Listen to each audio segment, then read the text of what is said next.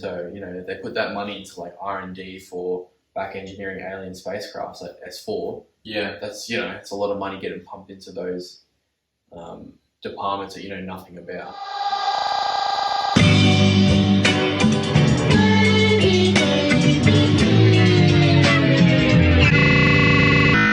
Have you had any alien encounters? No. Not except for that light in the sky that I saw last week. Yeah, okay. That's all I've seen. Okay. Nothing. What about you? Nothing? Nah, nothing of note. But like, I've been telling you a couple of stories of like just when you start researching the shit, I feel like you just get you get a bit on edge, and you start looking at your surroundings, and you start looking up. You start looking at people differently. I think. Yeah, I know. Yeah. Like people's shapes, the shapes of people. Someone like, why do they look like that? Some small people, some tall, skinny people. Yeah, humans are aliens, bro. This is the 100%. But it's like, just paranoia. Yeah, and I was asking you before about like fear. Like, what do you do with your? Because you said that you get scared. I actually get a little bit scared and a bit fearful. Of shit that's out there, and we say that we're looking at the sky. Yeah, I just like, well, if it happens, man. You'd be lucky enough to see something, let alone something actually happen to you. If you see a light in the sky, that's one thing, but then something coming to get you, that's a whole nother. I'm not even worried about it. You're not even worried about it the slightest? No. Because, like, I guess researching this whole Bob Lazar thing is just got me thinking, like, like, did he actually, is he telling the truth? His story just seems believable to me, just the way he presents himself. Yeah, sounds legit. I'm wearing my spacesuits just so I saw that. Just because I was like, space. Yeah, his one sounds legit, and then David Fravor's one sounds legit.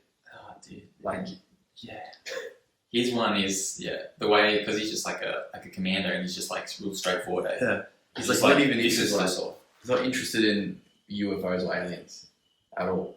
And the crazy thing about that is that, like, 4 or 5 other people were in on that sort of thing. Well, 2 people were in each plane. There was 2 planes, so you've got 4 people seeing the exact same thing with footage of it as well. I mean, it doesn't get any more. And and the scanners and everything. Mm-hmm. Yeah. So what did you draw from that? Did you, like, the thing, I got confused with, like, is there a fucking base underwater? Like, this whole crossing that came out? That's a whole thing that's become more popular recently, for sure. Like, they're coming out of the ocean. There's a lot more reports of them actually coming out of the ocean than just coming from the sky. Yeah, and they go into that whole, like, the type of sort of craft you would need, or like the shit that it does with anti-gravity or whatever, like, can go through both elements and travel the same way through. Or is it like a refueling spot, like a... I don't know, that's the thing, but that's what Fravor said in that one with Lex. He said it doesn't matter if it's anti-gravity and it's all sealed up, then who's to say that it can't just go underwater with no issues? Yeah. Because it's not like there's a massive engine in there that's going to be submerged and getting flooded. That's right. It's anti-gravity. So... I guess I think of, like, scale in terms of if the Tic Tac was the size it was, and it was like a big city or something, like a big underwater city or craft. Yeah. Like, it would be the size of, I don't know, what would it be the size of? I think of Independence Day, like size, the mothership on Independence Day. That's massive. But yeah, and there's multiple ones. I just think of one of those, just maybe a city underwater. Wouldn't that'd be detectable for sure? What do you think? Something that size, taking up that much space. Like, you think we'd be able to detect that at least.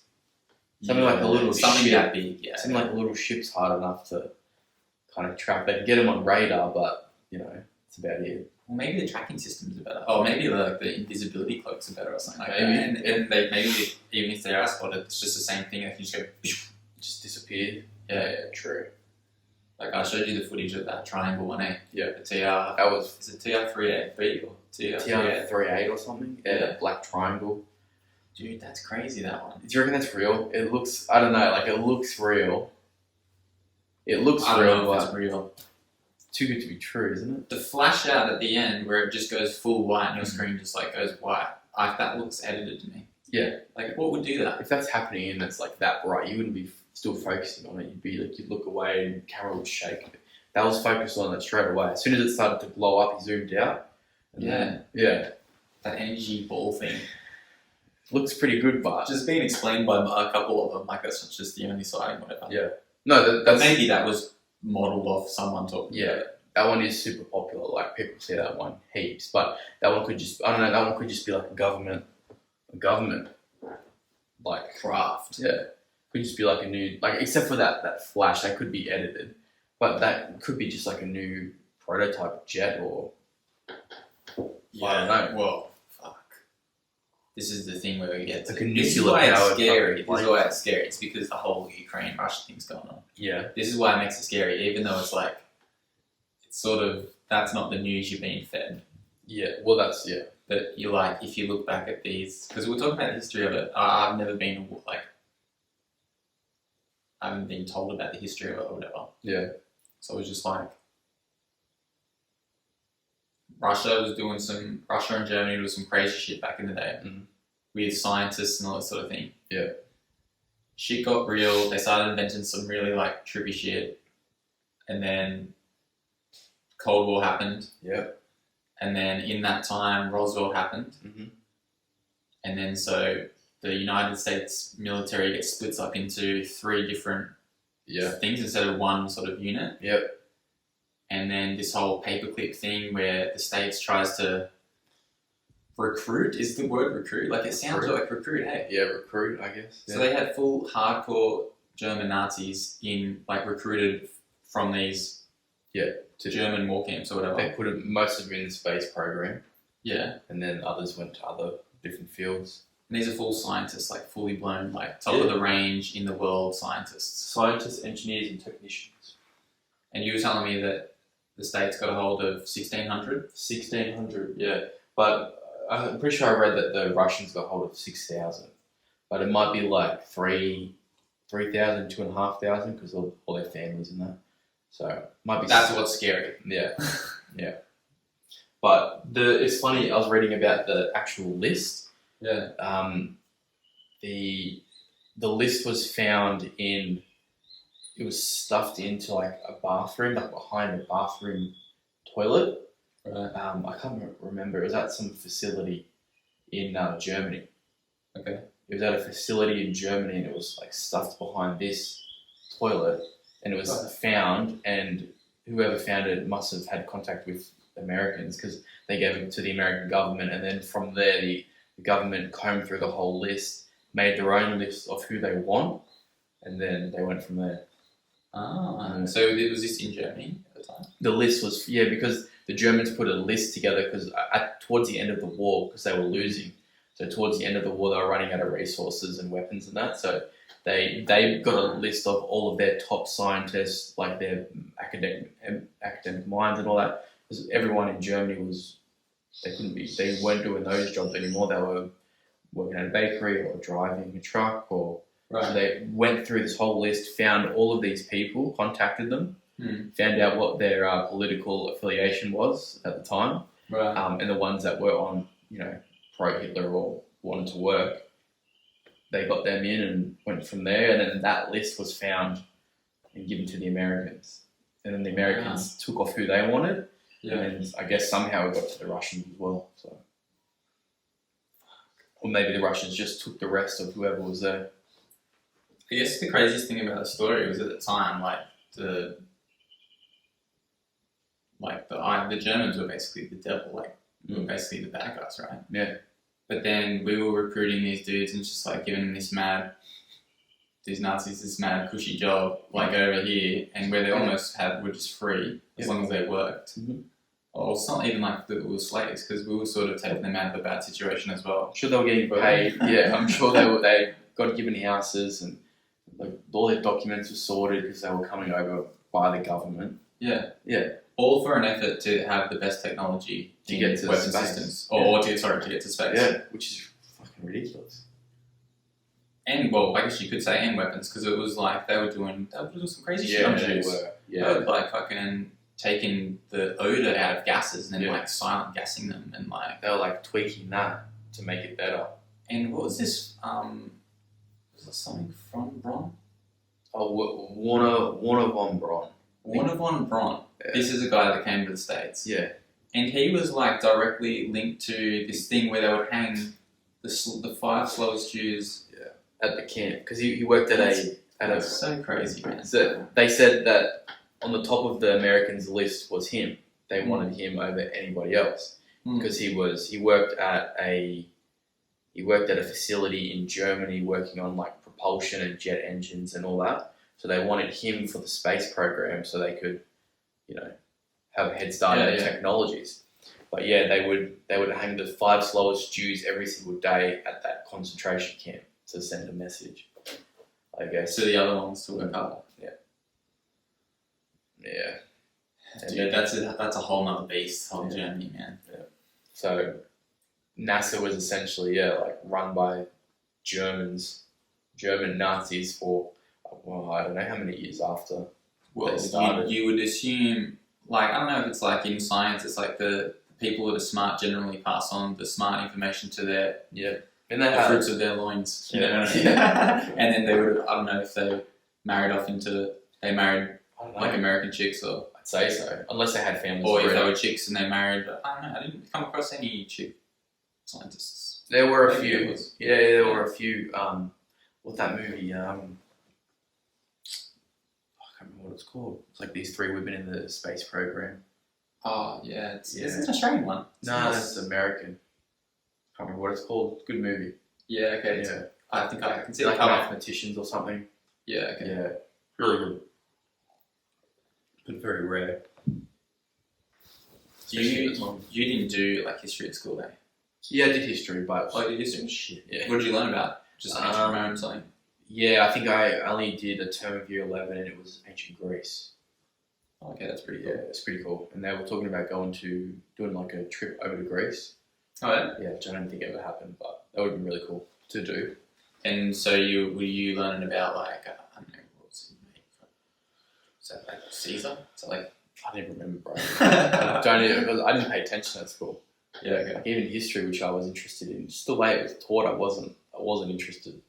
So, but so we're trying to solve the fucking. So from the Nazis. So what happens?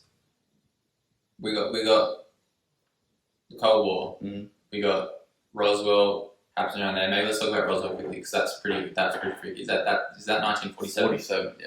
So that's 1947. The Cold War is going on from 1947 to 91, which is just post WW2. To 91? Shit. Yeah. You know that. You have the Betty Hill and Barney Hill incident in 1961. And the Project Blue Book. Oh, okay, so hang on, no, we're missing a major one here. Oh, no, I said it. The National Security Act was where they switched. They basically reorganised the structure of their military, so Air Force, Navy, Army, something like that, right? And I don't know if I'm correct on this, but it was so the information maybe didn't go to a full body of because maybe the Army don't see as many of these things, or maybe it's more like Navy, Air Force, because it happens. That's why you've got around other areas, sort of. That's why you've got what FBI is internal in America and CIA is out. They operate outside of America.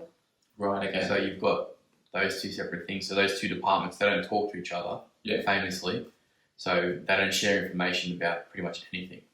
Yeah. Wow. So not one thing or one government entity knows everything. Right. That's just weird. I know. But what do you think you'd work together to get it going, guys? They got different jobs, but I guess it's classified. Yeah, I'm pretty sure I'm right on that. Like CIA, it's illegal for them to operate with do anything within America. Operate any operations, they have to go through the FBI. Okay, right. Yeah, which is crazy. So Roswell was an alien craft hitting space is what everyone thinks it was, and even the paper said that. Yeah, even the paper said that. So one day it said alien crash landing or something like that. Yeah. I think I'll be able to find the covers of the. Yeah, you can find the newspaper. They're out there, right? Yeah. Also, I'll flash them up. So, and there was that, and then the next day was a weather balloon. Yeah. Yeah. It was just a high altitude weather balloon. That's it. Because is there a base there at Roswell? Is there a Roswell base? Yeah. Where that ranch is in, I think it's called Corona, New Mexico. Yeah. There's heaps of bases around that area. Right. Heaps. Yeah, okay. Yeah, but Roswell wasn't the closest one, but wasn't too far away. But they're the ones that came up and got it straight away. Right. Yeah. So that's so weird. So and you said the farmer found it a week before. yeah, which I didn't realize. I thought it would crashed and he was there. He saw it crash, but he said there was debris he found like a week before. Right. Yeah, that's right. Debris, and he just sort of pushed it aside, like, oh, what the hell was that? He just like brushed it aside, just like got out of the road on his property, and then that week there was all these reports of seeing flying saucers and things like that during that week, and then he didn't know that it was going on because he was isolated on this massive ranch. Yeah. And then he goes into town and gets a newspaper and sees that all this stuff's going on, and says, "Oh, I've seen some like weird materials," and that. He goes back, has a look, gets them, takes them to the sheriff's office, reports it to them. They report it to the military base, and they come straight up and get it.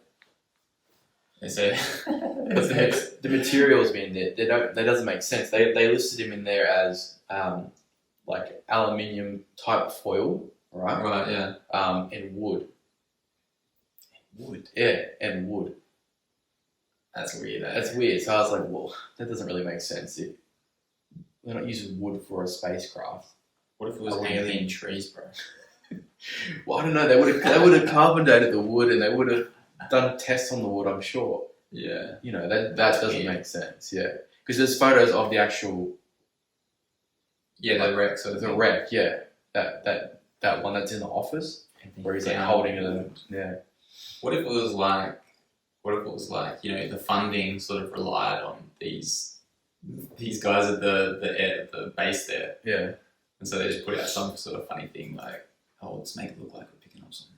Maybe so something. Make it seem like we have something. Yeah, maybe something like that in it. Maybe because I guess if there's a bunch of like reports in that area for a week, people are like freaking out, and they say, "Oh, we've found one, and we've got the remains," and maybe they're like, "That's it, it's done." Yeah. Trying to like hush it up. I don't know. So that's weird. But yeah, there was reports of people saying there was alien bodies in the craft and all that, but they said that there never really was. So that's so weird. Yeah. So that is in 47. Yep. And then you have the Betty Hill incident, Barney Hill. I didn't get time to read into that. Do you want to give the little spiel? Yeah, I can. I don't remember exactly what happened when they were on the ship. Yeah. Because they talk about that quite a bit. I couldn't remember what happened, but they were Barney Hill. They were a couple.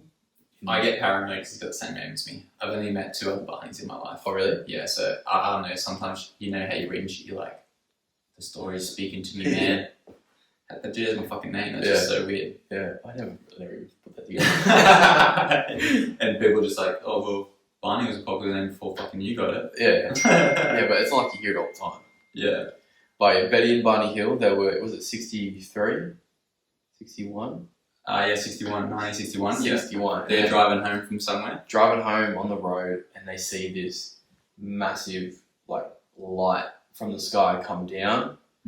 It's ahead of them, but it's in the distance quite a bit, and it's slowly getting closer and closer, and it finally comes down over their car and follows them. It's following them for like an hour or so.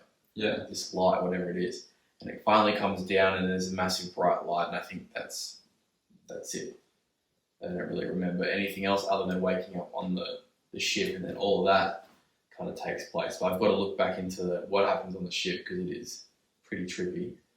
And I guess the one of the things I remember from that story was like they were an interracial couple, and at the time it was very controversial for them to be together, sort of thing. So it was like, why would they make up this weird story? Yeah, because they wouldn't even want to directly be in the light, just because of the time and stuff like that. Yeah, wouldn't want any attention. No way. No. Yeah. So that's weird.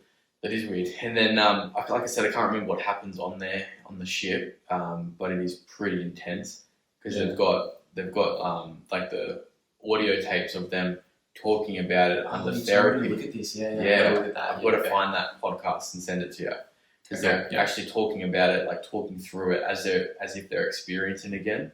And it's just I love to listen to that. super crazy, just full of fear.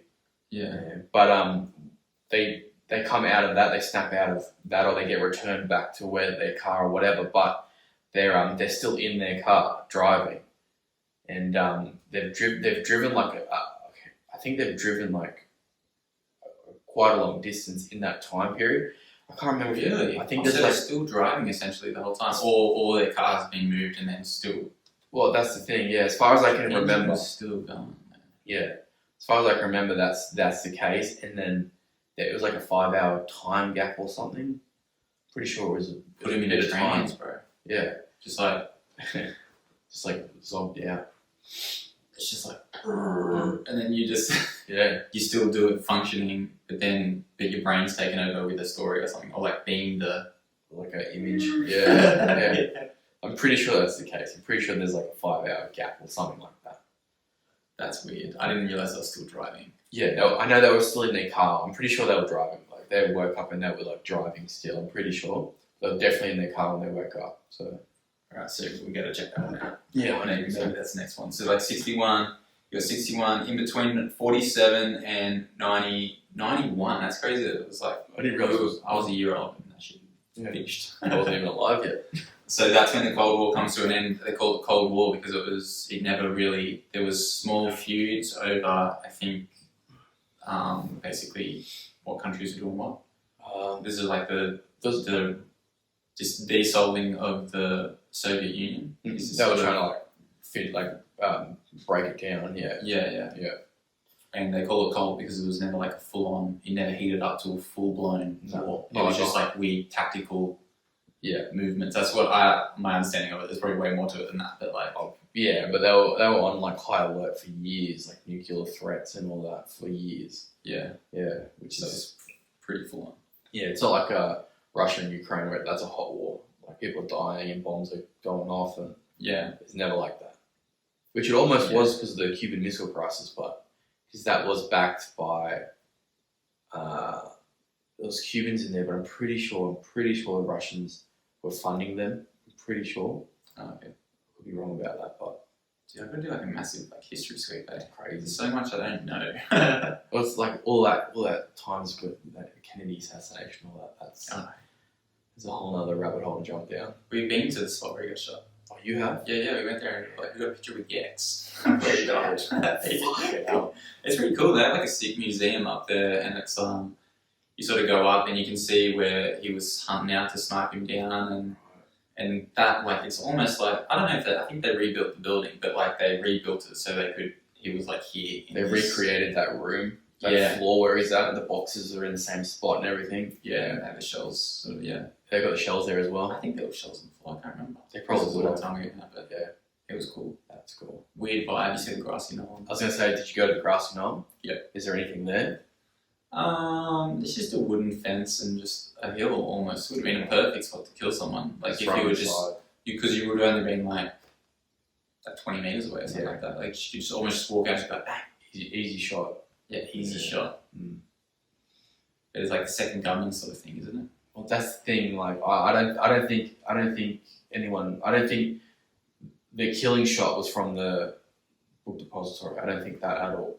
Yeah, okay, right. Because you see in the footage, you see his head go like that. It goes like back and then like goes to the left. Right. So if you're getting shot from this way, your head's going this way, and the blood halo comes out this way. Oh, right. Mm. It's not from directly because the depository was like kind of like off to the angle, like diagonal here. So he would have gone forward. And he didn't. Mm.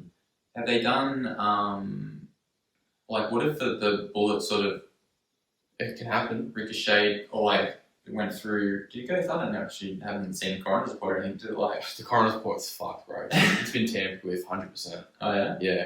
But like a bullet can go, like if he was shot from the back, 100% it can go through your head, bounce around and come out somewhere else. Right. That can happen for sure. But Just doesn't add up. doesn't add up. And there's more bullets than there's supposed to be. Then they've actually done their investigation and said there is. It's magic bullet theory. Right. So it's the one bullet that goes, it's supposed to come from the depository through Kennedy's head at the front. Or no, sorry, through his head out of his neck here, because he grabs his neck first in the footage. If you see, he grabs his neck or his chest first, and then he gets hit in the head. Right. So the magic. He wasn't doing like a. No, because you see it. He goes like this, and then his wife goes, his wife goes like this, and then he gets fucking shot. Yeah, I have to watch that again. I've seen that. It's crazy, bro. But yeah, the magic bullet's supposed to go through his head, out of his neck, because there was Connolly is a senator. He was in front of him. Yeah. It goes through Connolly's wrist into his leg, and then I think it hits his upper leg here as well. So it's supposed to be one bullet in like a straight line, just penetrating everything, hitting bone. No, impossible. And then they found that bullet. They said that magic bullet. They found it intact, perfect bullet, not crushed or anything, no dentations. Really? On the gurney at the hospital on Connolly's gurney. What's a gurney? Like they bring you in on like that little. Oh yeah, they look like carry thing. So that was found on his gurney, intact, like it hadn't been shot. Oh, that's tricky as, bro. Mm-hmm. Even if it was one bullet. But was it the same? Did the bullet match the gun? Yeah, it matched the gun. Oh, it matched the gun. They found a gun up there. Right. So just have to get that bullet. Just played out some evidence. Cool, we found it. It's intact. There's a photo of it. That's the magic bullet. One bullet killed one person and went through all this bone and shattered wrists and man, That's no crazy. way. There was at least 2 or 3 shooters on that day for sure.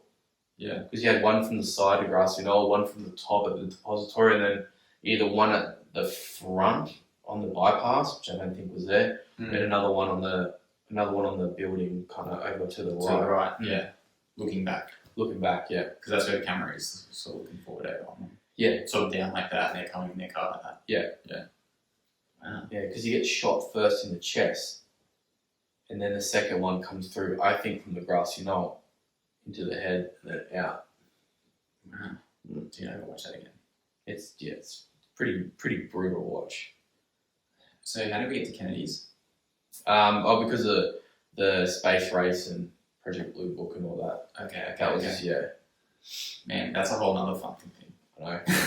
I'm like I was super into that like ages ago, and I got all the information that I could on it, and kind of just one of those mysteries. Yeah, kind of just the waters get muddied pretty bad because everyone's got a theory about it, but I've put it together for what I think it is. Yeah.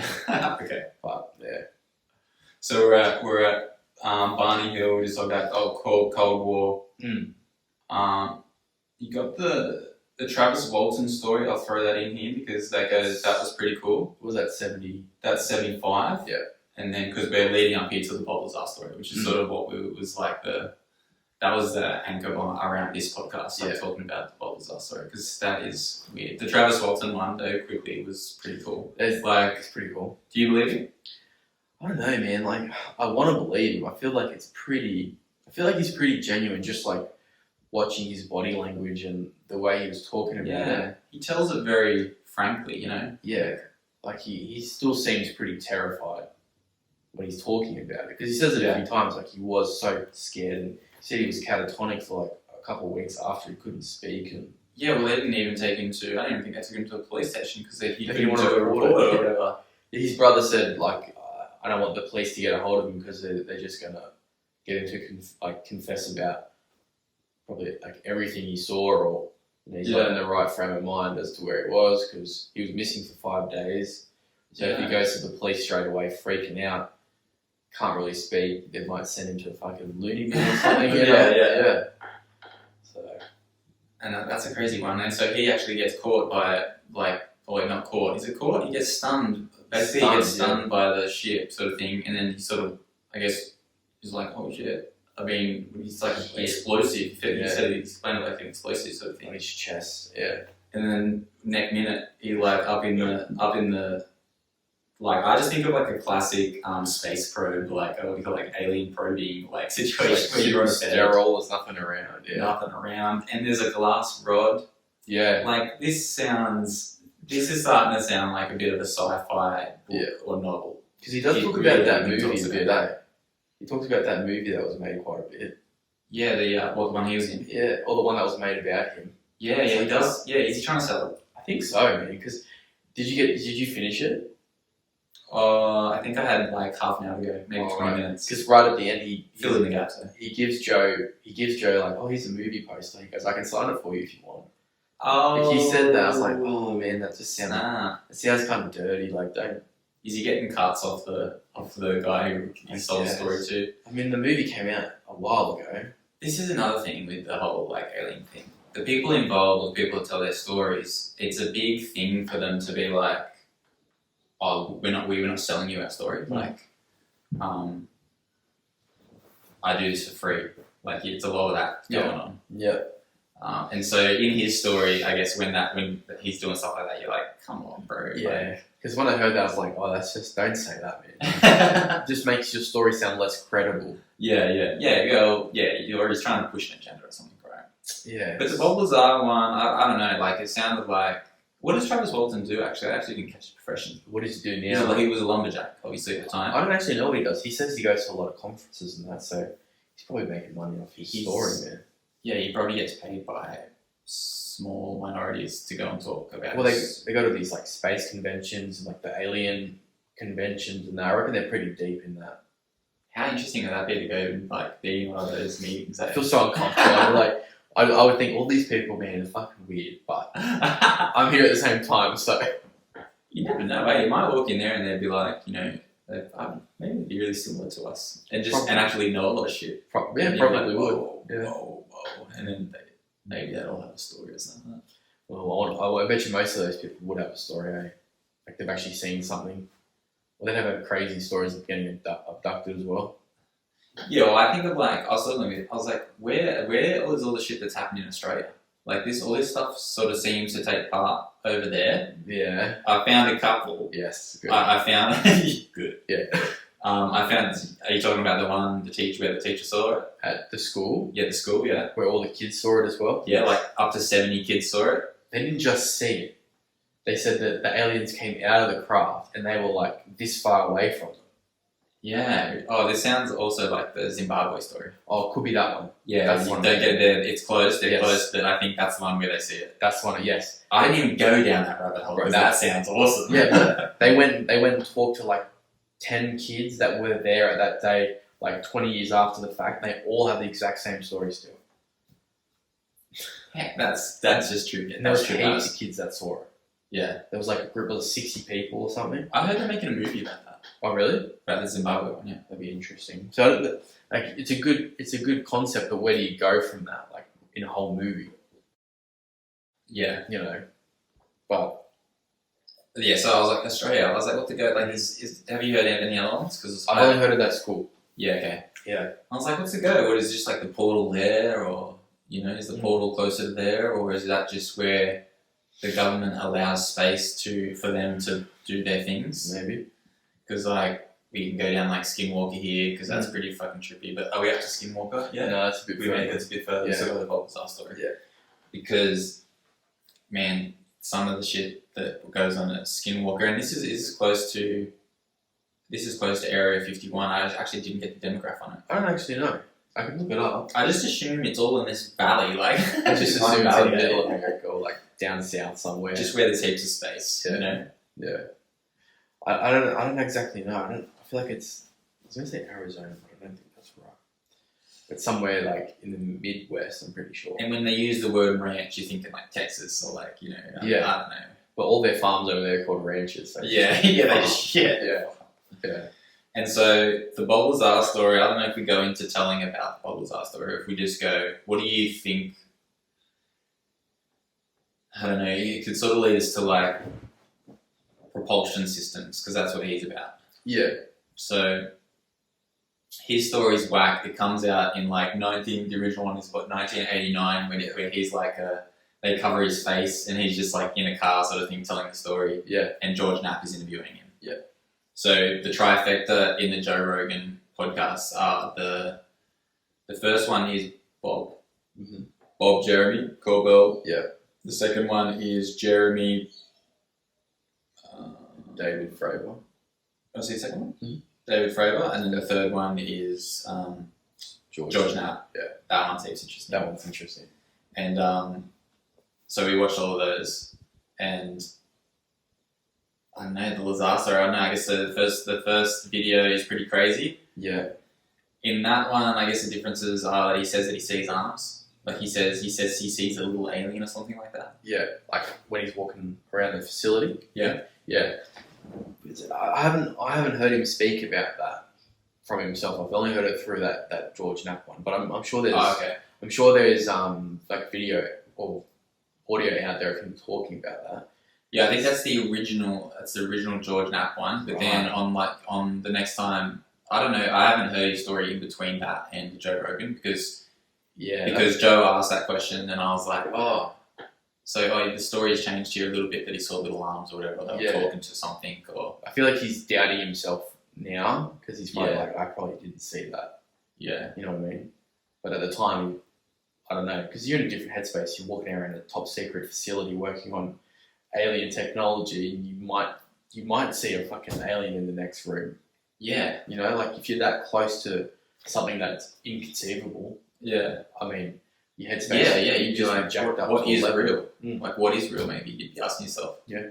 But he's seeing these things and being like these like ships and being like, we don't have this invention yet, guys. We don't have this technology. We don't have this technology. I don't even know what the fuck this rock thing is. Because it's almost like, from what he explains, it just seems like a rock. Yeah. Almost like this weird material. Yeah. Sort of thing. Did you catch how he was explaining how there was like 3 seats in it? Yeah. And 3 screens? Yeah. There was 3 seats. That just looked cylindrically? Yeah, and they were to the centre? They were all surrounding that like propulsion system, that big sphere in the middle. Yeah. That's weird as the seats thing. Yeah. The seats thing weirds me out the most for some reason. I don't know why. Seats. Yeah, why do they have seats? They don't want to stand up, bro. They don't want to stand up. Fuck that. They're strapped down. Like, and it's the other thing. He was saying that they had no connections. I think I sent you that. I was like, there was no wires. There's no wires. There's no connections. It's just like a couple of rocks that are shaped in a weird shape. Are just Bluetooth connecting. I mean, it's just wild. Yeah. But he said there was the sphere in the middle, and then I think he said there was like 3 or 4 different like levels or something in the ship. Well, and he could explain how the levels would collapse and... Yeah. Did you catch that one? No, I didn't hear that. Oh, he was like, it was this weird, like an aluminium foil type metal, which was stronger. And it changed and could collapse to 1 floor. Yes. And then go back up to a couple of floors. Yeah. He said the way that he was giving an example of the foil or something, or... Yeah, like it was like a hard, tin foil shaped thing that sort of flips up like a mezzanine level in the ship. Which is crazy. That's really weird. Yeah. But he was like, that's the most logical thing that I understand about it, was this weird collapsible thing. Yeah, which is weird, scary. But then he said he like put his head, because there was different levels, he put his head down the bottom level to see, and he said there was like these 3 trash can looking things, which were those 3 spheres at the bottom of the ship, which is like the lights that you're thrust talking about. system or something. Yeah. He said he stuck his head in there. I missed that. Yeah, he said he put his head down there to see. He said they look like 3 trash cans, like metal. You know, those typical metal trash cans. Right. Yeah. Dude, I was viewing the story like he was like looking at a pod like this size. No, he said it was like 40 feet or something. Yeah. I don't know why I thought that. I probably just saw a picture at the time. Probably. Added it to his story. So this is like the TR3 thing we're talking about. I don't think he didn't say it was a triangle. I'm pretty sure he said it was a sphere. Right. It was like a circular saucer-looking thing. Yeah. But it had those 3 beams or whatever. Yeah, and then the big one in the middle. So maybe the triangle is... it's the same technology or the same... Just in a different shape. Yeah. Like we have different shapes of planes and jets and... Yeah, 100%. They've all got the same fuel source and the same system to make it move. Yeah. They just look different. Let's just jump back, because there's a good connection there with how he potentially saw an alien or whatever, and these 3 little seat ideas. Yeah. Jump back to the Travis Walton story, because he was talking about how they're like shapeshifted sort of thing, or it was like the little alien dudes with a little AI. Well, Tom DeLonge said this. He That said they were like AI robots. Yeah. AI robots is like your typical green alien small greys or whatever you call them, or greys. Or greys, yeah. And then they have these other beings that are taller that sort of come in and take more of a humanoid sort of shape to keep it. Because he said that they went away and then sort of changed and came back, and he thought that they came back as something that would be able to detain him or control him. So of similar size and proportion and like muscles and sort of normal looking hair. Mm-hmm. But he said that they had a weird helmet on. It's like a clear bowl cut helmet Yeah. looking thing, which is interesting. But did you take it as them shape shifting? Did you take it like that? I don't know so much from what he said. He said they went into this other room or whatever, and then they came back. Or well, some other beings came back through. So I don't know how to read that. I won't read too much into that. Right. But the idea that they could shapeshift was interesting, and I thought of Skinwalker Ranch as well when that said that, because of these. Well, the thing I got about Skinwalker Ranch was like a weird Stargate sort of portal hole that opens sort of thing. Yeah. And then like what comes out are these weird humanoid looking shapes that change into wolves and shit like that. Like it's not just aliens, it's like weird gangly looking wolves sort of thing. Almost like that wolf thing in Joe Rogan's house. Yeah. You know, that sort of vibe? Yeah. And yeah, they would just come out and terrorize this family sort of thing. But it wasn't just like humanoids, it was like ships as well that would take mutilate cows and stuff like that. Yeah. And like always in these stories, it was like they would try and hunt these things down because they were trying to protect their sheep and their cows and shit, and they were trying to hunt them down, and they'd just run into like a bushed area, and then their tracks would stop. Yeah. And so they couldn't actually find what it was, and they would always just disappear or whatever. Yeah, which is crazy. And there's also a lot of like poltergeist activity and like ghosts, you know, like seeing figures and ghosts and that in the house. Yeah. Yeah, because I remember I saw this video. It was, I don't know if it was the family or like that NIDS team that was there doing the research. This is Bigelow's team sort of thing? Yeah. There was a video that I saw within the house of like this little creature like running, like just kind of like across. Oh, there's footage. Yeah. Oh wow. I don't know if that's real or not. I saw it years ago, but because they said that there was like that aliens, because they said there was figures that would, you know, come up to the windows. You see their silhouettes and move around the house and that. Yeah. But then they said that there was a time that these little creatures, like 2 or 3, were in the house. Yeah. Dude, did you see that one on the news of that little alien walking next to a car? No. Dude, get that up. Get that up. That's trippy. Watch this one.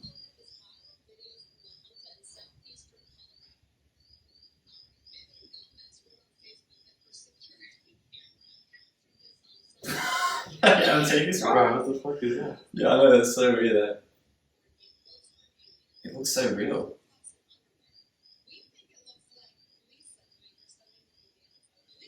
They're making a joke about it. They're making fun of it straight away. Is it? This is what I think about when we talk about like little greys, man. Or little greys. They're scary. They're scary. Imagine that little thing jumping on you, like, wow. It does look like Dobby. Not that I haven't seen, apart from the Skinwalker Ranch thing, man, I haven't seen anything where they're trying to be like hostile. Right. I don't know. Like, I can, in my head, I'm like, yeah, I can, it looks just like, okay, 2 legs, 2 hands, but the head, it's like flat. Yeah, it sounds like Dobby from behind. It does. But then could it be a kid? Like a little kid? I don't know. What, like a skinny, like Ethiopian looking kid? Like this is in Denver, Colorado. What, they're starving there or something? Malnourished and just like delusional, walking around all yeah, well, I don't know, man. I don't know. That's true. Yeah. Bro, the way it walks at the end there, that is kind of creepy. It's like, it's crazy. That is crazy. It gives me shivers, man. Gives me absolute shivers. Dude, yeah, that's true. Yeah, that is scary. Oh, that bro. is scary. I'm sure we'll find something on that that's like that's that's not real in It's the next fake, couple of yeah. days, yeah. But fuck, that should be shit, that one. Coming- That just, I saw that the other day and I was like, whoa, that's weird It's ass. coming from the house, but What's he doing in the house, man? yeah, Oh, goosebumps. I hate stuff like that. It's so just like the way they walk, man. That is creepy. That is so scary. Oh, dude, yeah. And so, shit, what were we talking about? Like, we're talking about the small whites. Oh, and they turned on humanoids. Yeah. So, yeah, the Skinwalker thing is like, when he said the humanoids thing, I started connecting dots on that one, because I was like, alright, so you got like you got Bob Lazar and this, potentially he saw a little thing, maybe not, who knows. Then you got, what's his name? Travis Walton, that, he's seen these little dudes and they've gone to a different room and come back as a human-looking thing, which makes you think, I don't know, what are they walking around as?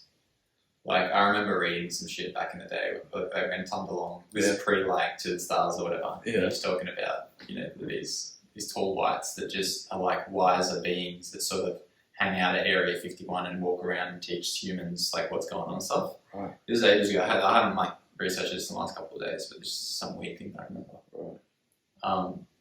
That's pretty cool. So humanoids, I don't know. I don't know. Like, it's interesting because Can they walk because among us? in that story, because I listened to it a few days ago now. In that story, did he ever say that he saw those little aliens again? I don't know. He's a bit unclear on that on the Rogan one. Yeah. But he was saying some, like, if we go down that rabbit hole, so where are we up to? We're up to Like Bob Lazar Story, Yeah. and then we're like looking between the two. Yeah. Oh yeah, and the Pentagon literally released like three, they call them UAPs these days, 3 videos saying, yeah guys, we don't know what these are. Yeah. In the middle of COVID last year, when it's just like a pandemic, everyone's freaking out, everyone's staying home. What, do they just think they could release it and it'd be okay? I don't know. And this was backed up by Tom DeLonge's To the Stars Academy. Like, Yeah. Because in 2017, when he did that Rogan interview, he said he just got the footage then. Yeah, right. He said that, he goes, I got him about a week ago. Yeah, right. So I don't know if he got all 3 or 2 or 1 or whatever the case is, but he at least had something. Yeah. I would assume it's these videos that we've seen. Because he said they were military.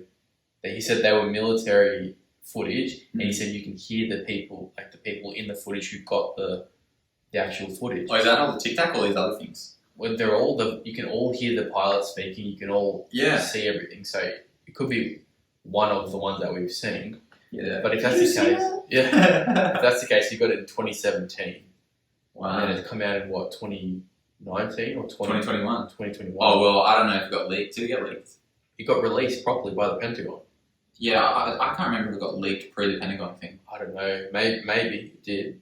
Yeah, okay. But I know it officially got released by the Pentagon, which is a massive admittance. Yeah. You know. And so I guess when Tom DeLonge comes into the whole thing, he's talking about like the whole To the Stars thing is like a bridge for these crazy stories to teach younger people about them and to try and make humans not be as fearful about it. Yeah. Because they don't want to just drop the I don't know, information bomb on everyone and everyone freak out. Because would there be chaos? Would there be chaos if they just said released everything that they actually have? Of course. Or is it just a strange anomaly that happens worldwide that someone is trying to take advantage of? That's what Tom DeLonge is to me. Yeah, I don't know if he's trying to just capitalize on some crazy stories, or is he actually trying to inform people because he believes it so truly, like that he's figured out a way for the government to break it to everyone. Through media, through docos, through information, all the shit we're seeing through Joe. Yeah, that's what he said. Like, it was just to get it out there in the correct way. Yeah, and like if he was the one that really pushed for those videos to get released, then I guess he did it right. Yeah, because you know. And do we deserve to know? I believe we deserve. I think so. Like, I don't know why we would. What's the advantage of hiding that kind of information? What's it going to do? I don't know, if you have control on releasing it, you can Have a form money. I don't know, I wonder if sometimes they're using the money to, say, fund people like Elon, like in the shit that he wants to do. maybe.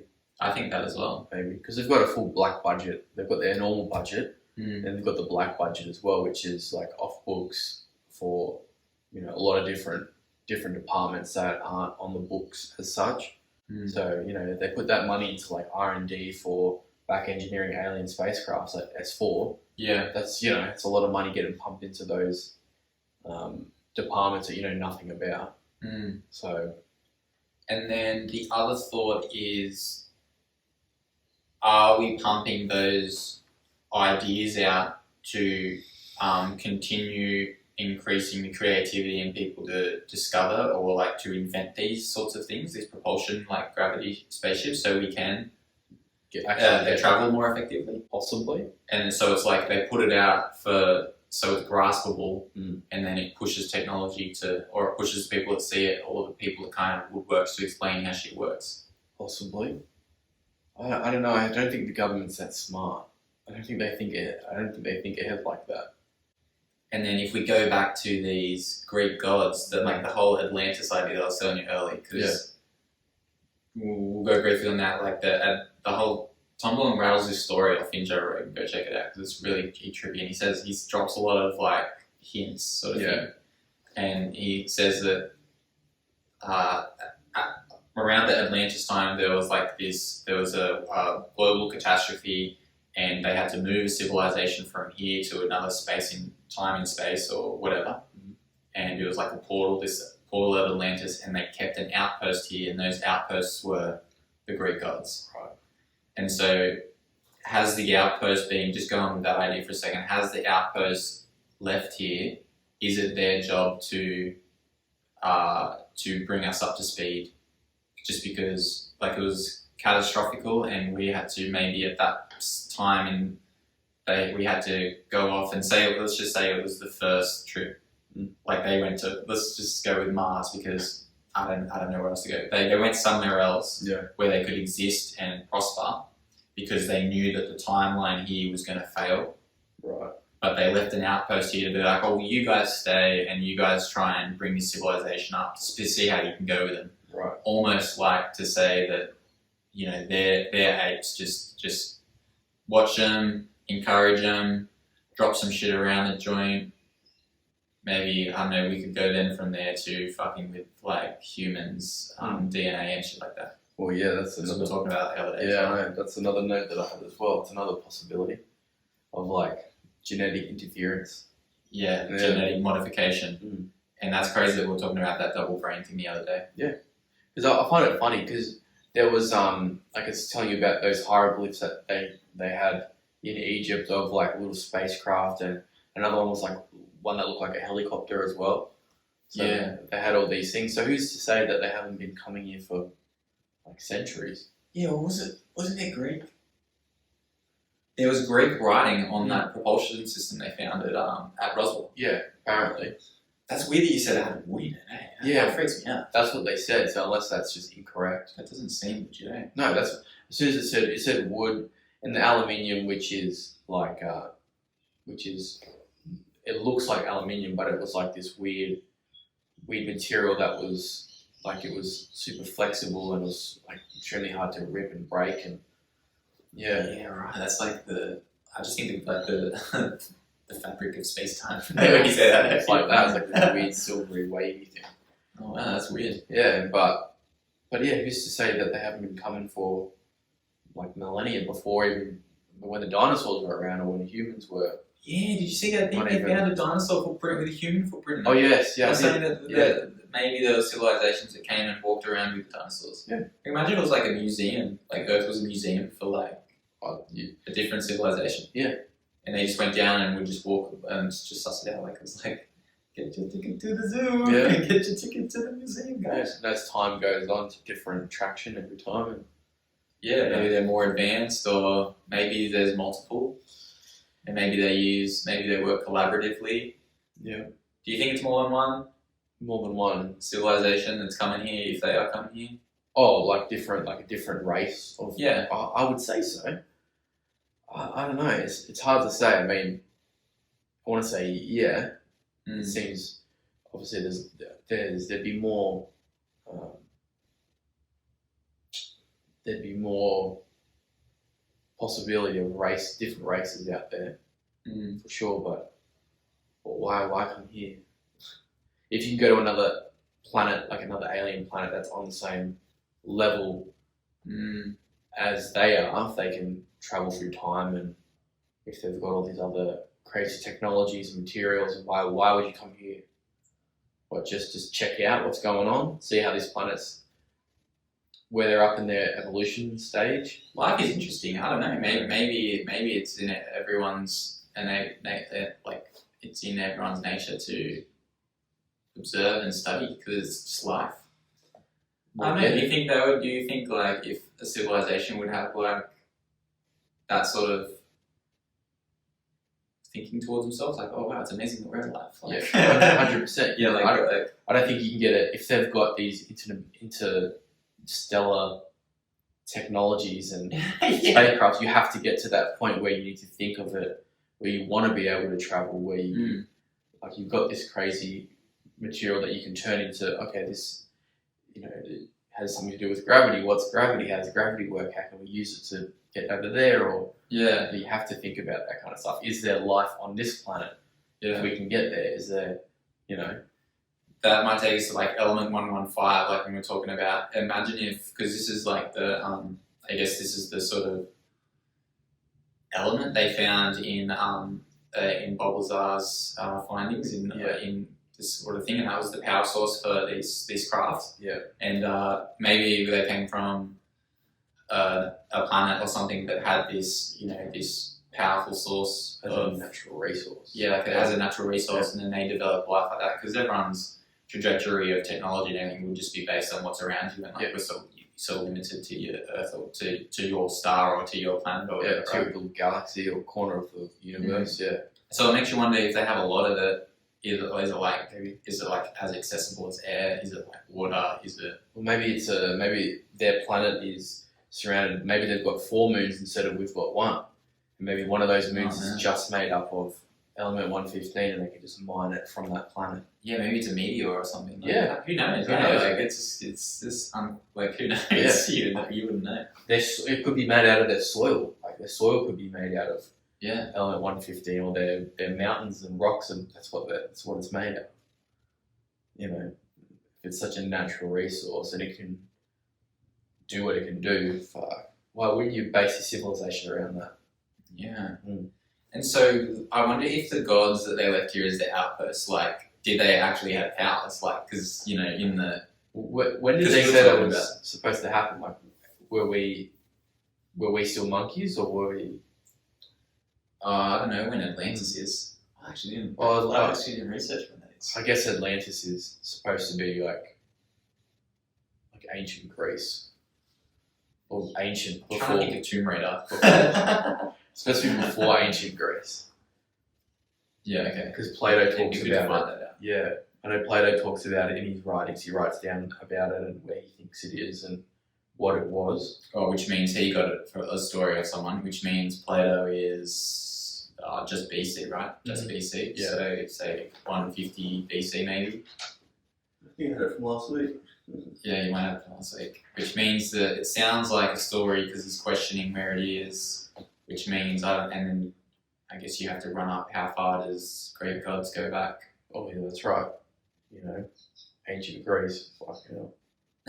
Fucking hell. Yeah, goes back to the beginning of their culture.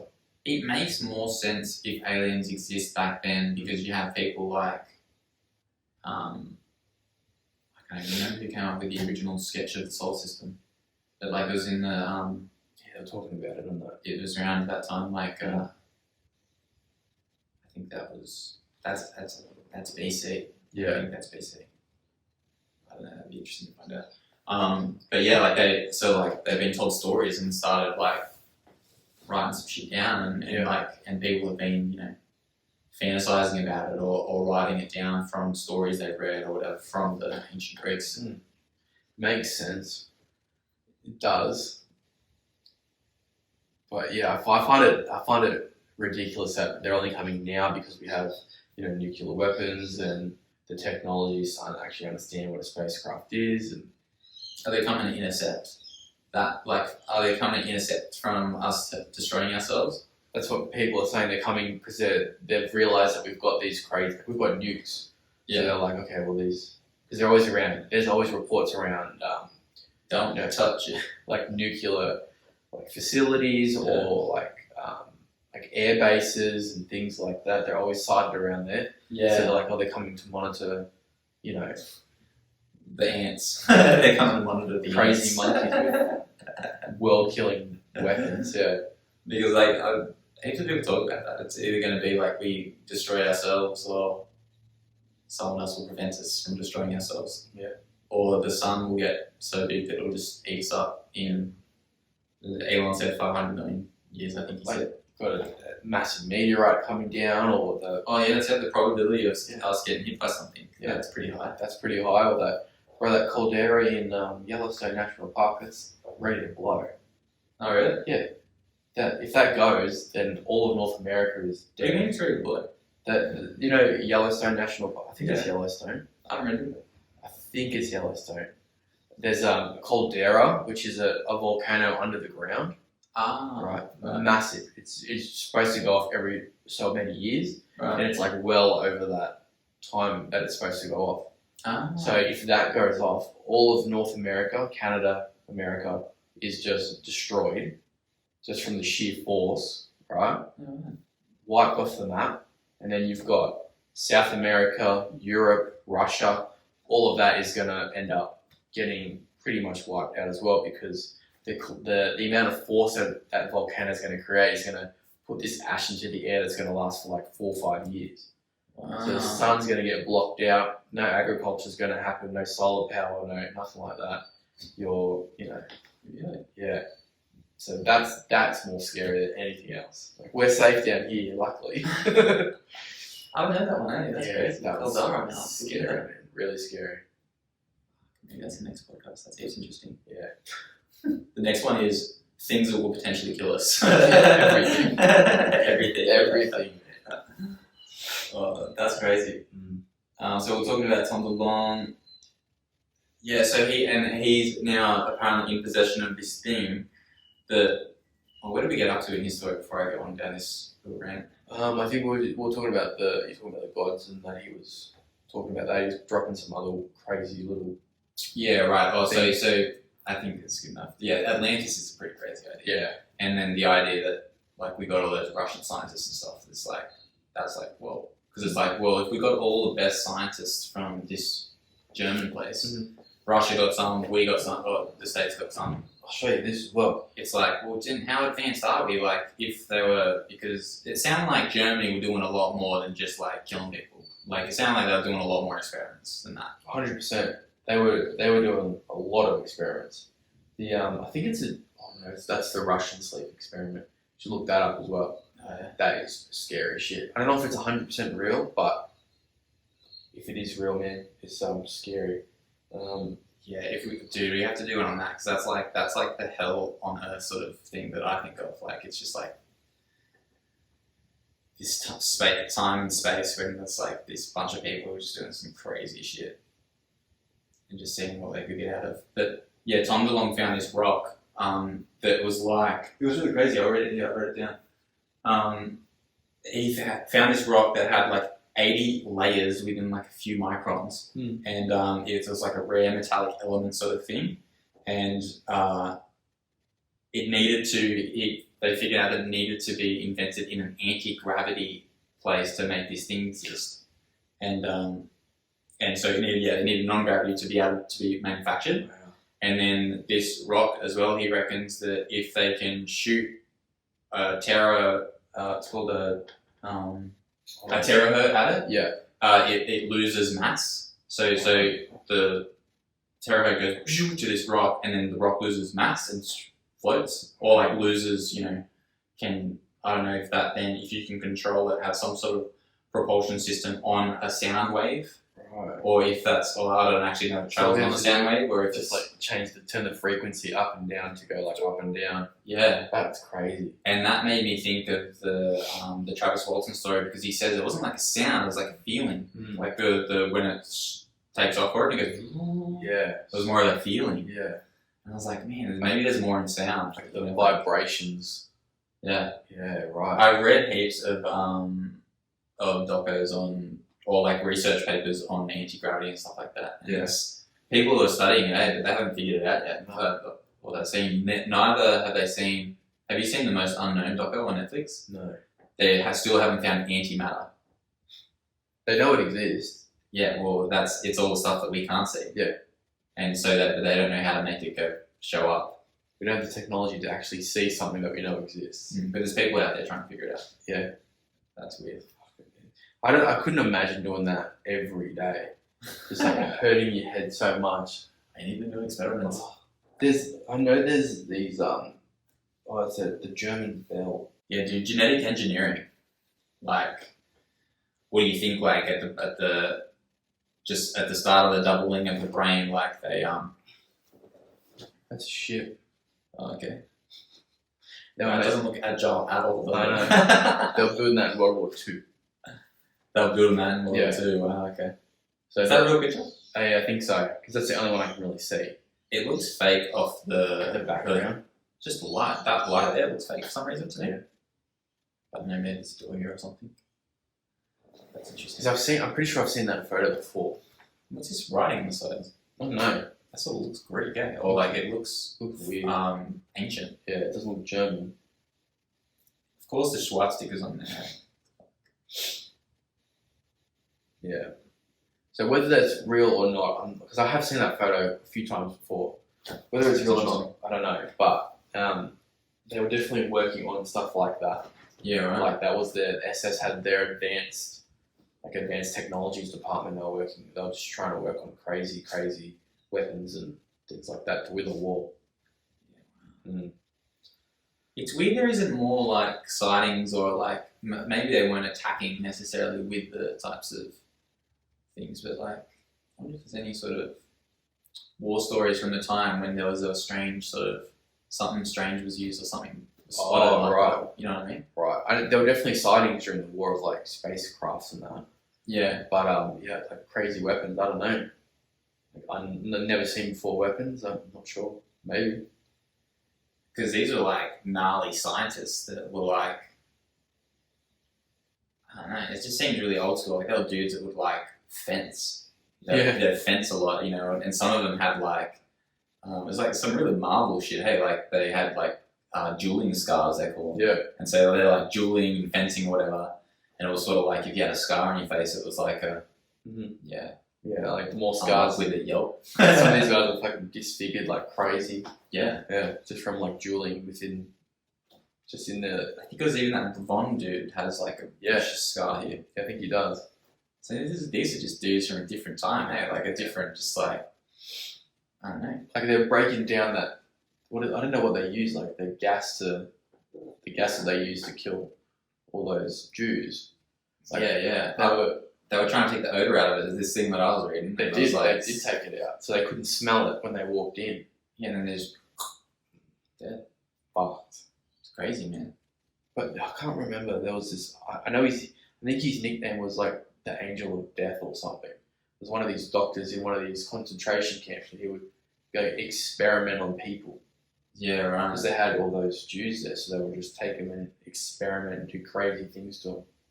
I have heard that. It just reminds me of Hostel for some reason. Seen Hostel? Yeah, that's exactly like that. Fucking hell. Man, the German hell maybe is like a, maybe that's another podcast something, but that's fucking, we don't dig into that. That's some crazy shit there. That's some dark shit there, man. Yeah. Where are we at with the Bob Lazar story? Bob Lazar, yeah. Well, he went through. He was looking at the spacecraft, and he went into the spacecraft. He got them convinced. He convinced his superiors to actually get into the spacecraft to, have a look and see how it was set up, how other things were connected, like what was the actual other connections for the propulsion system. They obviously had the element, and it was set up in like a little machine or something that had in a laboratory, and it would create its force field, and you couldn't penetrate it. Oh, I haven't heard that one. Yeah, so he said that they had like a little sample of it set up in the lab. He said on like his first day when he met his lab partner, he was super excited to meet him. Yeah. And he goes like, check this out. He was going through everything. He goes, he turned it on. He goes, go try and touch it. And he couldn't get through. He couldn't get his hand through this like gravity force field that it was putting out. Wow. Yeah. So I can't remember hearing that. Yeah, he said it's like when you put two magnets together. Oh yeah. So it's like that. Yeah. Okay. Yeah. Wow. It was like that force. Yeah. Right. Yeah. So because I was listening to that talkback show last night. Yeah. Coast to coast. Coast to coast. Yeah. I think, and with Art Bell. That's who it is. Oh, it's Art Bell. Yeah. And he's associated with George Knapp. Yeah, because they're in the Nevada, Las Vegas area. Yeah. And he was talking to Bob Lazar again, and that was in 2002. And Bob said that they think that there was an explosion that happened at the test site at S4. Right. There was a massive explosion that occurred because he said that the guy that he replaced died in an accident working on the propulsion system.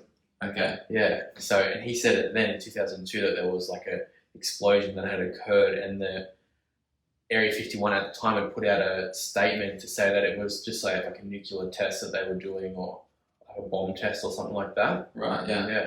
So there's actually that report that is out there that they released around the time before he started there, because he replaced that other engineer, I guess. He's sketchy when he was explaining that. He was like, and I don't want to talk about he died. Well, completely different the way he talks in this other one, but yeah, okay, right. Completely different. Oh, so this is on the coast to coast. This coast to coast, yeah. Okay. Wow. It's really weird. Right. Really weird. I don't know what's changed. Like, he doesn't want the attention. I don't think he's really ever wanted the attention, but in this 2002 one, he was talking about selling his movie he's tried to sell his movie a couple times at the time. Yeah. And they're all trying to like add these things and gunfights and with aliens and chasing and all that stuff. And right. it was really weird. I didn't even know they were trying to make a movie about it. And I didn't know that he was involved in that. Yeah, right. Which was interesting. Oh, okay. So maybe a bit of a slip up or something. Maybe it was all a ploy to make a movie, or maybe. And he just had like maybe at the time he was just trying to make money. I don't know. That's interesting. Because then years later, then this documentary comes out. But then he says he didn't make any money off it. Yeah. He said he donated all the money, I think, or something. Yeah, because he would have had to make it look not sus or whatever. I guess, yeah. It still seems like he has a mad job. Like he just has like he's just in a lab and he's just researching foreign metals. That just seems like what he's doing. Well, I think I think he pretty much did say he's got some element 115 still. Yeah. He stole some somehow. So I think I reckon he's just working on that. Yeah, okay. Because there's no way you could let that go. Oh, the weird thing about this whole story as well is the element 115, he spoke about it, and then he wasn't even on the periodic table, but then that has been recently put on, in the last... In 2003, I think it was. It was a year after that. And do you remember what it's called? It was Miss Dovian or something. It was something, that's what they called it. They discovered it in Russia. Maybe look that up just so you get that right. Oh, you're talking about the because the period the element that got put on the periodic table, because it's not called element 115. No. It's called it's like ammonium or something. Unptenium or something. Oh, un. Oh, that's UNPNTIU. Uniptenium. Oh, show me the. Show it to me. That one.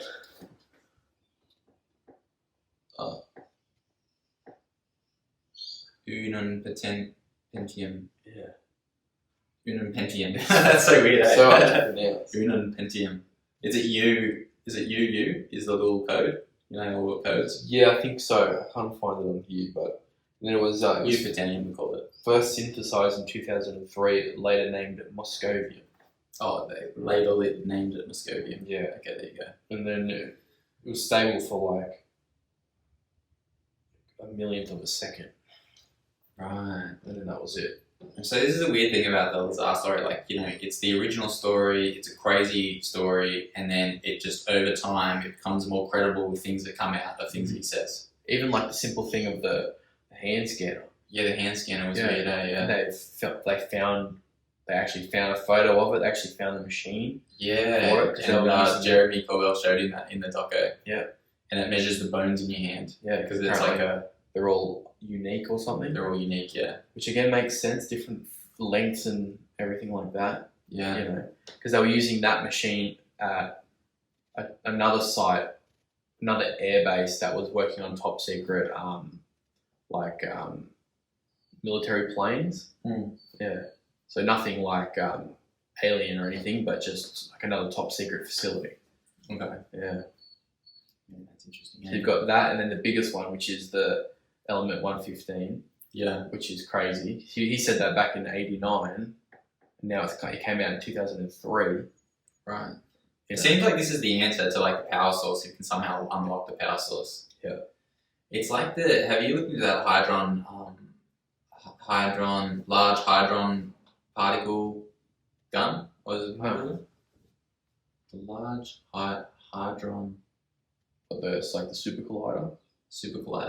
Large Hadron collider. I know like a little bit about that. I really don't know much though. The easiest way to think about it is like think about Iron Man when he's making the element.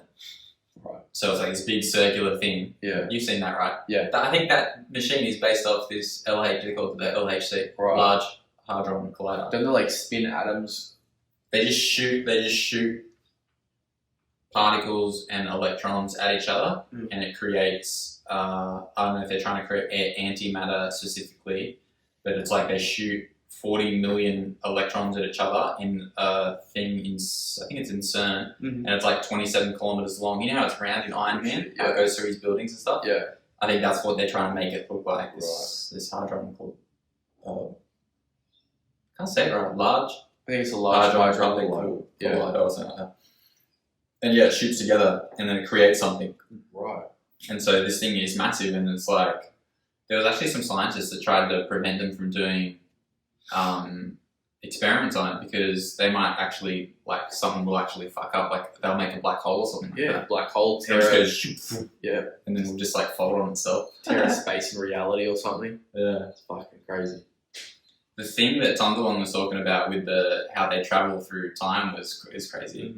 Because he talks about how chemtrails sort of go like ...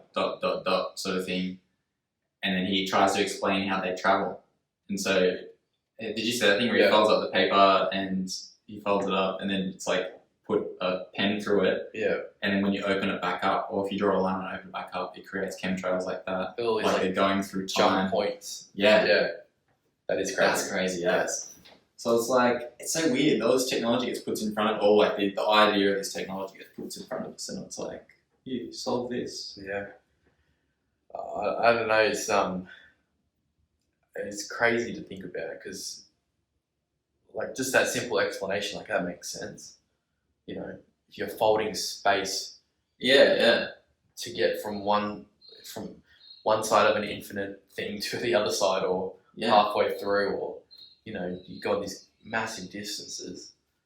Because if you start looking at like what Elon's doing and that with like trying to get people like colonize Mars or whatever, and he's just making rockets now that sort of can go up and like come back down and land on this pad that grabs it back and is like, hey, to save some money. It seems so small in comparison to like folding space and time and like. Well, this is the thing. Like the thing with like traveling to Mars is like, I think he said it'd take 5 months to go there, and then if you send a human, if we spend X amount of time up in space, we start losing bone density and that, which explains why aliens look the way they do.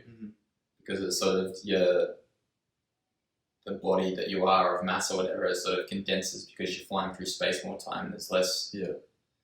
I don't know. It's like our body's designed specifically to walk around on Earth. You know what I mean? Because it's like climatized essentially to it over millions of years. Yeah, exactly. Yeah, it's evolved to live here basically the most effectively. There was a story that I heard years ago. It was like a theory that people had, like humans had come from Mars. Because it was like, I can't remember what it was. It was like our body clock. Because Mars is a 25 or 6 hour day or something. And our body clock was designed like for that particular time. Oh, no way. They figured out. Yeah. I don't know. Again, I don't know if it's true. It could just be. I'd imagine that would vary between humans. Like, you got some people that need sleep and some people that don't. You know what I mean? Because there's that gene where people can sleep 5 hours and be perfectly fine. Yeah. Yeah. How many hours do you sleep a night? Or try to? I probably sleep about 8, to be honest. Oh, okay. Yeah. Do you feel if you had 4 hours sleep, do you run worse? Or a little bit. Like right now. Yeah. You're a bit tired. Yeah, a little bit. Yeah. But, you know. I find like I can do spans of time with little sleep, but then after a while, especially if you're researching a topic like this, it sort of fucks in my head a bit. Yeah.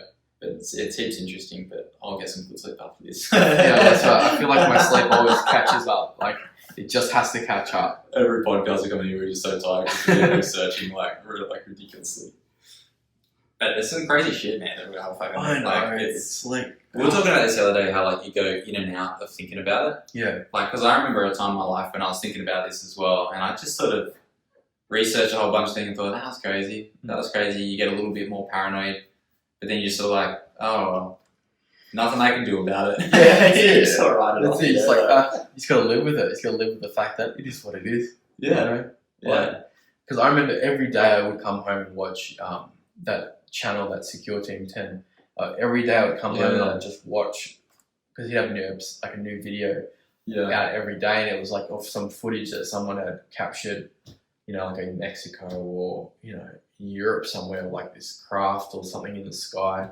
Yeah. Yeah. Like half of them probably were fake, but, you know. It's also like because the internet sort of come up over time, it's like, you know, it was sort of like, and the internet was a place where you could dabble and find some like fun shit out. Whether it was true or not, it didn't sort of matter. It was like, what do you call it? Like, it was just fun. It was just fun and interesting, and you got your mind, you thinking, and you know, putting puzzles together in your mind and creating scenarios, and it's really fun. But I don't know. Like, you look back at it. Like, when we decided to do this one, I was like, oh, okay, we're going down this rabbit hole again, and it's fucking interesting, eh? It is interesting. It's interesting, and I pick up a little thing every time. Yeah. Whether that's, I wonder if that's the media slowly feeding it to people. Like, when you think about it, I think that media is the most effective way to teach people, 100%. Yeah. Like Netflix and that, like 100%. YouTube, Netflix. We're living in a crazy time when we have access to crazy information that is that being delivered by crazy people. Well, then you get rare like mainstream media that actually takes it seriously, like the New York Times when they released they did stories on those videos. You know. Yeah, they had times. They released heaps of stuff. So, you know, but other places just, you know, don't want to take it seriously for whatever reason. Well, I was watching this Elon Lex one yesterday, and I think it was the latest one, and he says to Elon, he's like, if I can sit down with Putin, would you be happy to call in? And Elon said yes. Shit, really? Yeah. He's trying to get What would that conversation be like? I don't know. He's trying to get that interview. The craziest thing is that we live at a time where they can deliver that interview. Yeah. You know? Mm-hmm. We were talking about how it was like Big Brother, like the war, the whole Ukraine-Russia thing is like watching it like a Big Brother. Yeah. Like what? Like, we're just watching it play out. We've never been in a time where we watch a war play out this weirdly.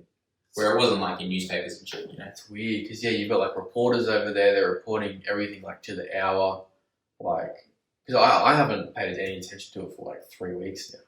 Yeah. You're getting too busy backpedaling on cataloging UFOs.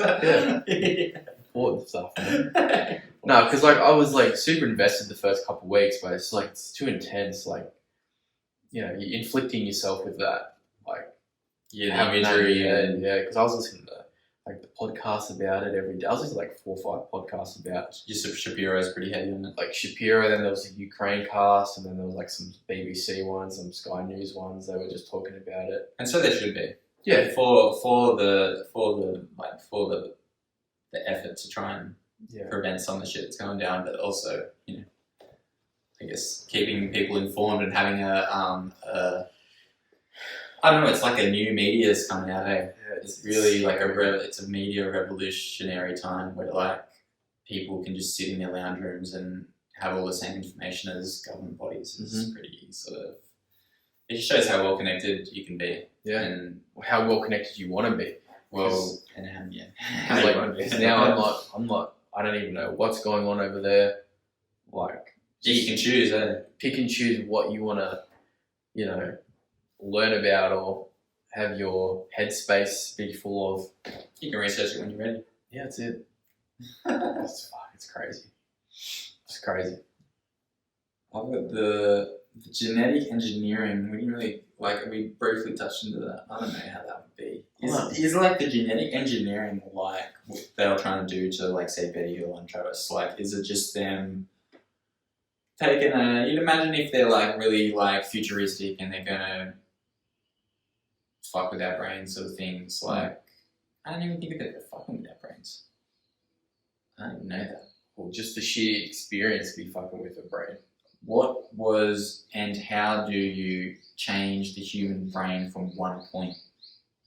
Like, is it a mass, and how do you, because it's not like, it's like all humans' brains got bigger. It wasn't just like one person's brain got bigger. Yeah. Sure, maybe there was groups, obviously the groups maybe of the monkeys, and they experimented on a group of monkeys, and that's where we talk about the split of evolution, where like you still got like bonobos and like, or like whatever the other type of chimps are, and then you got our line. Well, that's what would and happen. maybe it was a group that they, and then that's the evolutionary type that succeeds and continues. So I'm trying to think of that. Is there like, what's the experiment point, and how does the experiment point look like if they did it? Well, I guess maybe is it just in our diets? Is it just in our? Is it in gas they fucking shoot into the air? Could be. Yeah. I don't know. This is how I'm thinking. What do you reckon? Well, that's the thing. I mean, if when the brain doubled, I'm assuming that's the new species that's breaking off from what it was before. Yeah. Giving us a hurry up. Yeah, hurry up. The Homo sapiens are coming out of that. So the brain's doubling from a handful of, well, I don't know, like generations.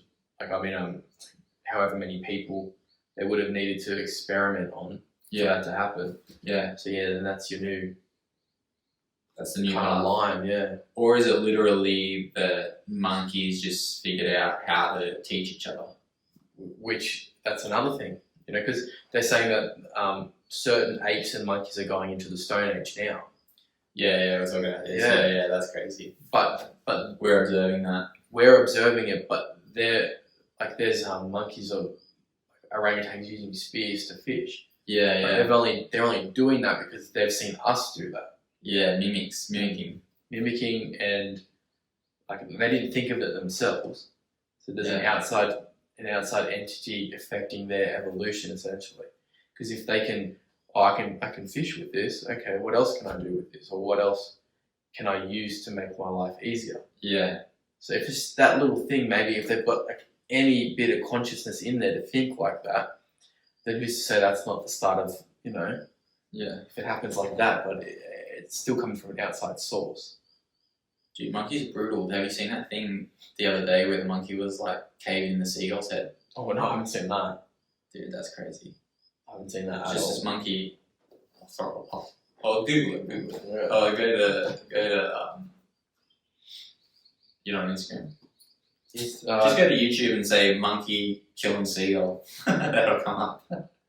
So I've seen I know monkeys eat each other. Yeah, which is crazy. This thing is just pure brutality. Like monkey, what is it? Monkey killing seagull. Is he on like a big stick in the air? Yeah. Yeah, that's the one. It's really giving it a crack, eh? Yeah, he's just bashing the shit out of it. That's fucking primal, bro. Does he like eat it? I don't think they show it. I think they just show him. Beating it up. Yeah. And he stops and looks at it and keeps going. I can't tell if it's still alive or not. Yeah, I don't know. Yeah, it's trying to look. It's like it's trying to look at it and be like, "You still alive there, buddy?"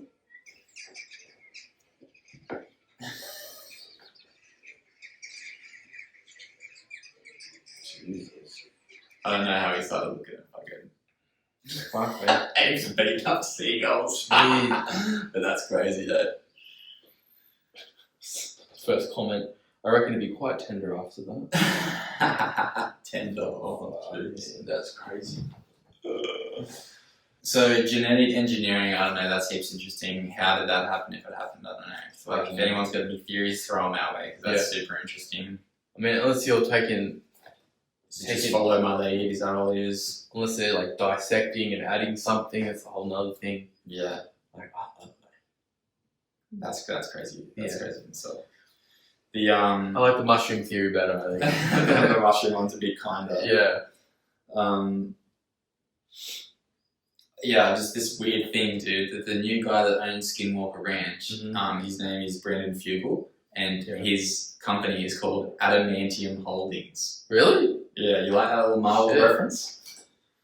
Well, he bought it recently, didn't he? He bought it in 2016 after that billionaire dude, Robert Bigelow, had it.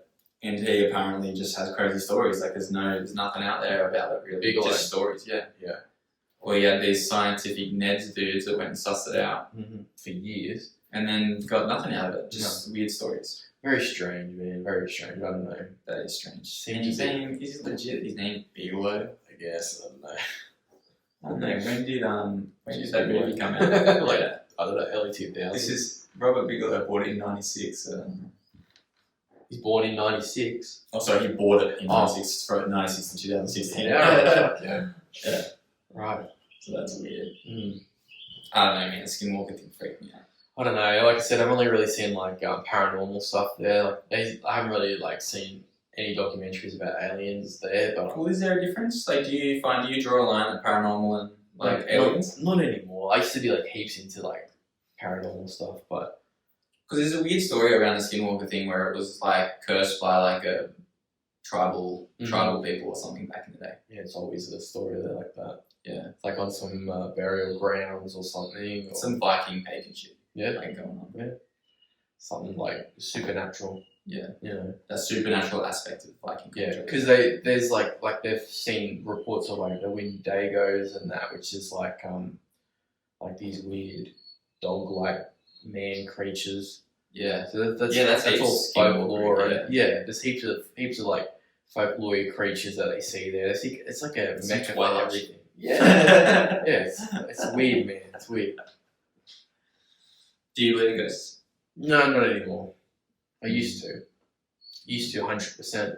Like I was into like demonology and all that kind of stuff, but not anymore. Do you like the Conjuring movies and stuff like that? Do you like you seen Insidious? No. Like I've seen that's scary as fuck. I think I've seen Conjuring. I'm not into horror movies. Oh, I fucking hate them. Yeah. I love them. I hate them. Like I watch a good thriller. Yeah. But I just hate getting scared. I hate getting jump scared. Like I've seen all the Saws and that, but that's not really horror. It's just like murder porn. That's just crazy. Yeah. Yeah. So, yeah, not really for me. But I know what they're about. Like I've seen The Conjuring 1 and 2. I'm pretty sure. Okay. Yeah. Did you see Paranormal Activity? Yeah. Yeah. What's amazing about that film is that the budget was just nothing. The first one, yeah. Yeah, dude. Nothing to skip that. It was probably the scariest movie I've ever seen. Yeah, so well done. Probably still. Insidious is up there with the scariest movie I've ever seen. Yeah, I don't think I've seen that. Dude, that's scary. That's like a dream world sort of thing, and the demon comes like so attaches itself to you and comes back from the dream world. And Jesus, dude, some of the scariest scenes in that one actually that scared shit out of me. Really? Yeah, and even the Ring scared shit out of me. Oh, The Ring, yeah. I've also heard a story about Skinwalker Ranch where they talk about when he was talking about the story, it was like these things coming out of the portal. Imagine like the ring shit coming down the stairs sort of thing. Imagine like that. I'm like, oh, that's rather than seeing alien.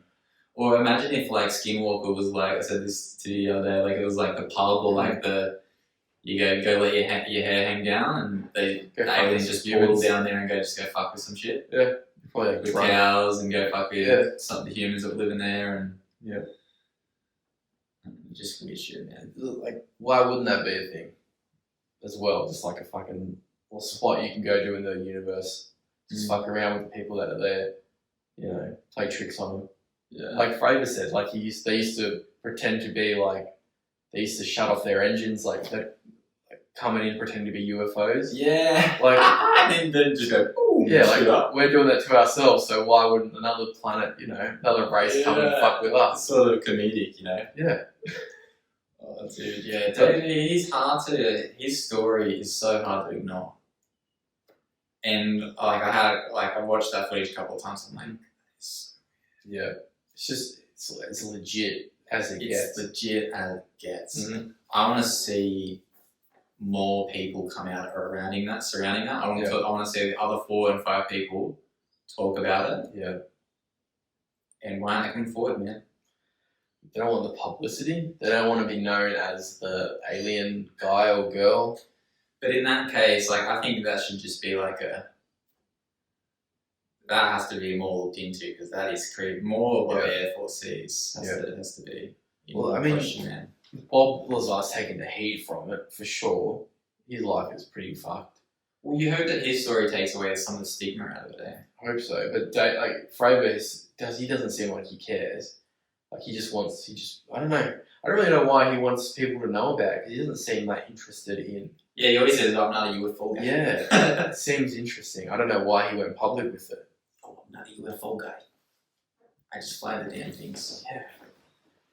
I don't know. And they just full get trained to trust their instincts and trust their eyes and trust their everything. Top of the food chain fighter pilots. And there's dudes in the cockpit with you saying, yeah, holy shit, I see that. Yeah, well the guy in the back's the one locking onto it manually. Trying to get that manual lock and he gets it. Yeah. And then you got the other plane above them having that God's eye view. Yeah. Seeing everything happening. So and then just disappeared and it's in front of him. Oh, he said that one regret that he had was they had cameras on their helmets and he didn't turn it on. Right. That was the one regret that he had. Because he said the button was like in between his legs. Oh, you wouldn't be thinking about it. Nah. He goes, all I had to do was, because there's no point of having it. We don't really use them for really anything. Yeah. You know, so he goes, we don't turn it on. He goes, I wish I turned it on. Because he said it was like right there. The craft was like right in front of him the whole time. Well, it's weird because they weren't even armed, so that's weird. Like, because if you see something scary, I would imagine, I don't know, if, like, obviously jet fighters, like, people flying a plane would be so different to how we would react, but I would be like, oh, shit, there's something down there. Yeah. And then you're probably thinking, oh, it's probably just nothing, like, or it's probably just, like, something silly that shouldn't be out here, and we'll just go chase them off. Yeah. And then they fly down there, and then, what are you thinking as soon as this thing engages you and it's mirroring what you're doing? It's mirroring what you're doing, and then it actively jams your radar as well. You're like, what the fuck? Yeah, and then you're just flying down to it. You wouldn't be thinking about turning your camera on. You'd be thinking about... Well, I'd be freaking out that I've done weapons. That'd be the first thing. Especially when it starts jamming your radar, because that's an active war. Yeah. And then I'd be like... I guess I'd be focusing on, like, trying to maneuver and see it. Yeah. And Which then, is what they were trying to do in the end. And I imagine he wouldn't be able to see it at every point. No. Because the bird's eye view would be explaining it to him, I'd imagine, because he's going around in circles, and going down, this thing's mirroring it, and then he's like, well, I'm just going to cut across. And just go straight for it. Yeah. So he was flying like an attacker. He's got no weapons. No, they don't have any on. What are you going to do? Are you just going to run into it? He just wanted to get as close as he could. That's what he said. It's like, I just wanted to get as close as I could to it and see what would happen. Yeah, because that doesn't seem like a logically smart thing to do. What do? Either like just keep doing what you're doing, or you leave. Yeah, you can't do that. But you think you just keep doing what you're doing, because he said the other, because they were in. Yes, they were on orders. They were like, go check this thing out. They were, but they were on those, like they were out there to do the training thing, and the enemies that they had were at their cap point.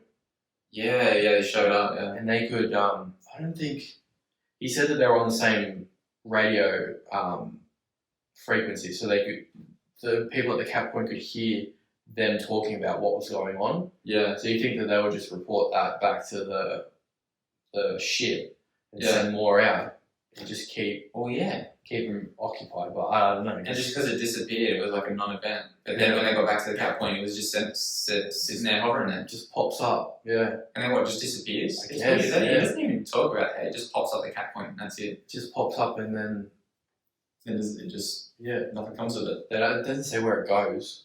Or, well, I guess, because he said when they got to the cap point, it wasn't there. That's what he said. All right, they just said it popped up there, which was it popped up on radar. 30 seconds, yeah. 30 seconds later. So I don't know. But it's the most legit story that's out there, really. Yeah. That's true, yeah, that's that story, man. And it's the most believable one, I reckon. I reckon that trumps like the Lazar story. Yeah, it does. Just because of how real it is, and I don't know, there's a good amount of time before a new one came out that seemed realistic. I don't know. Because there's the Go Fast video, which is a different one. Yeah. And then there's another one as well. Is that one called the Gimbal? That's it. The Gimbal, yeah. And those two are newer. Because this one was from 2004 or 5. 2004 was the flight time, and but it didn't get released until, officially last year. Yeah. Which is interesting. But then he had spoken to Joe before that. Before it was released? Yeah, is that post? It was after the Pentagon released it. Yeah. Oh, right, okay. Yeah. Because it just seemed like Joe just had them all like lined up, ready to go, ready. Yeah, I don't know. It was all Jeremy and like that team of the same people. Oh, are they under the Two Stars as well? No, because Two Stars isn't even a thing anymore.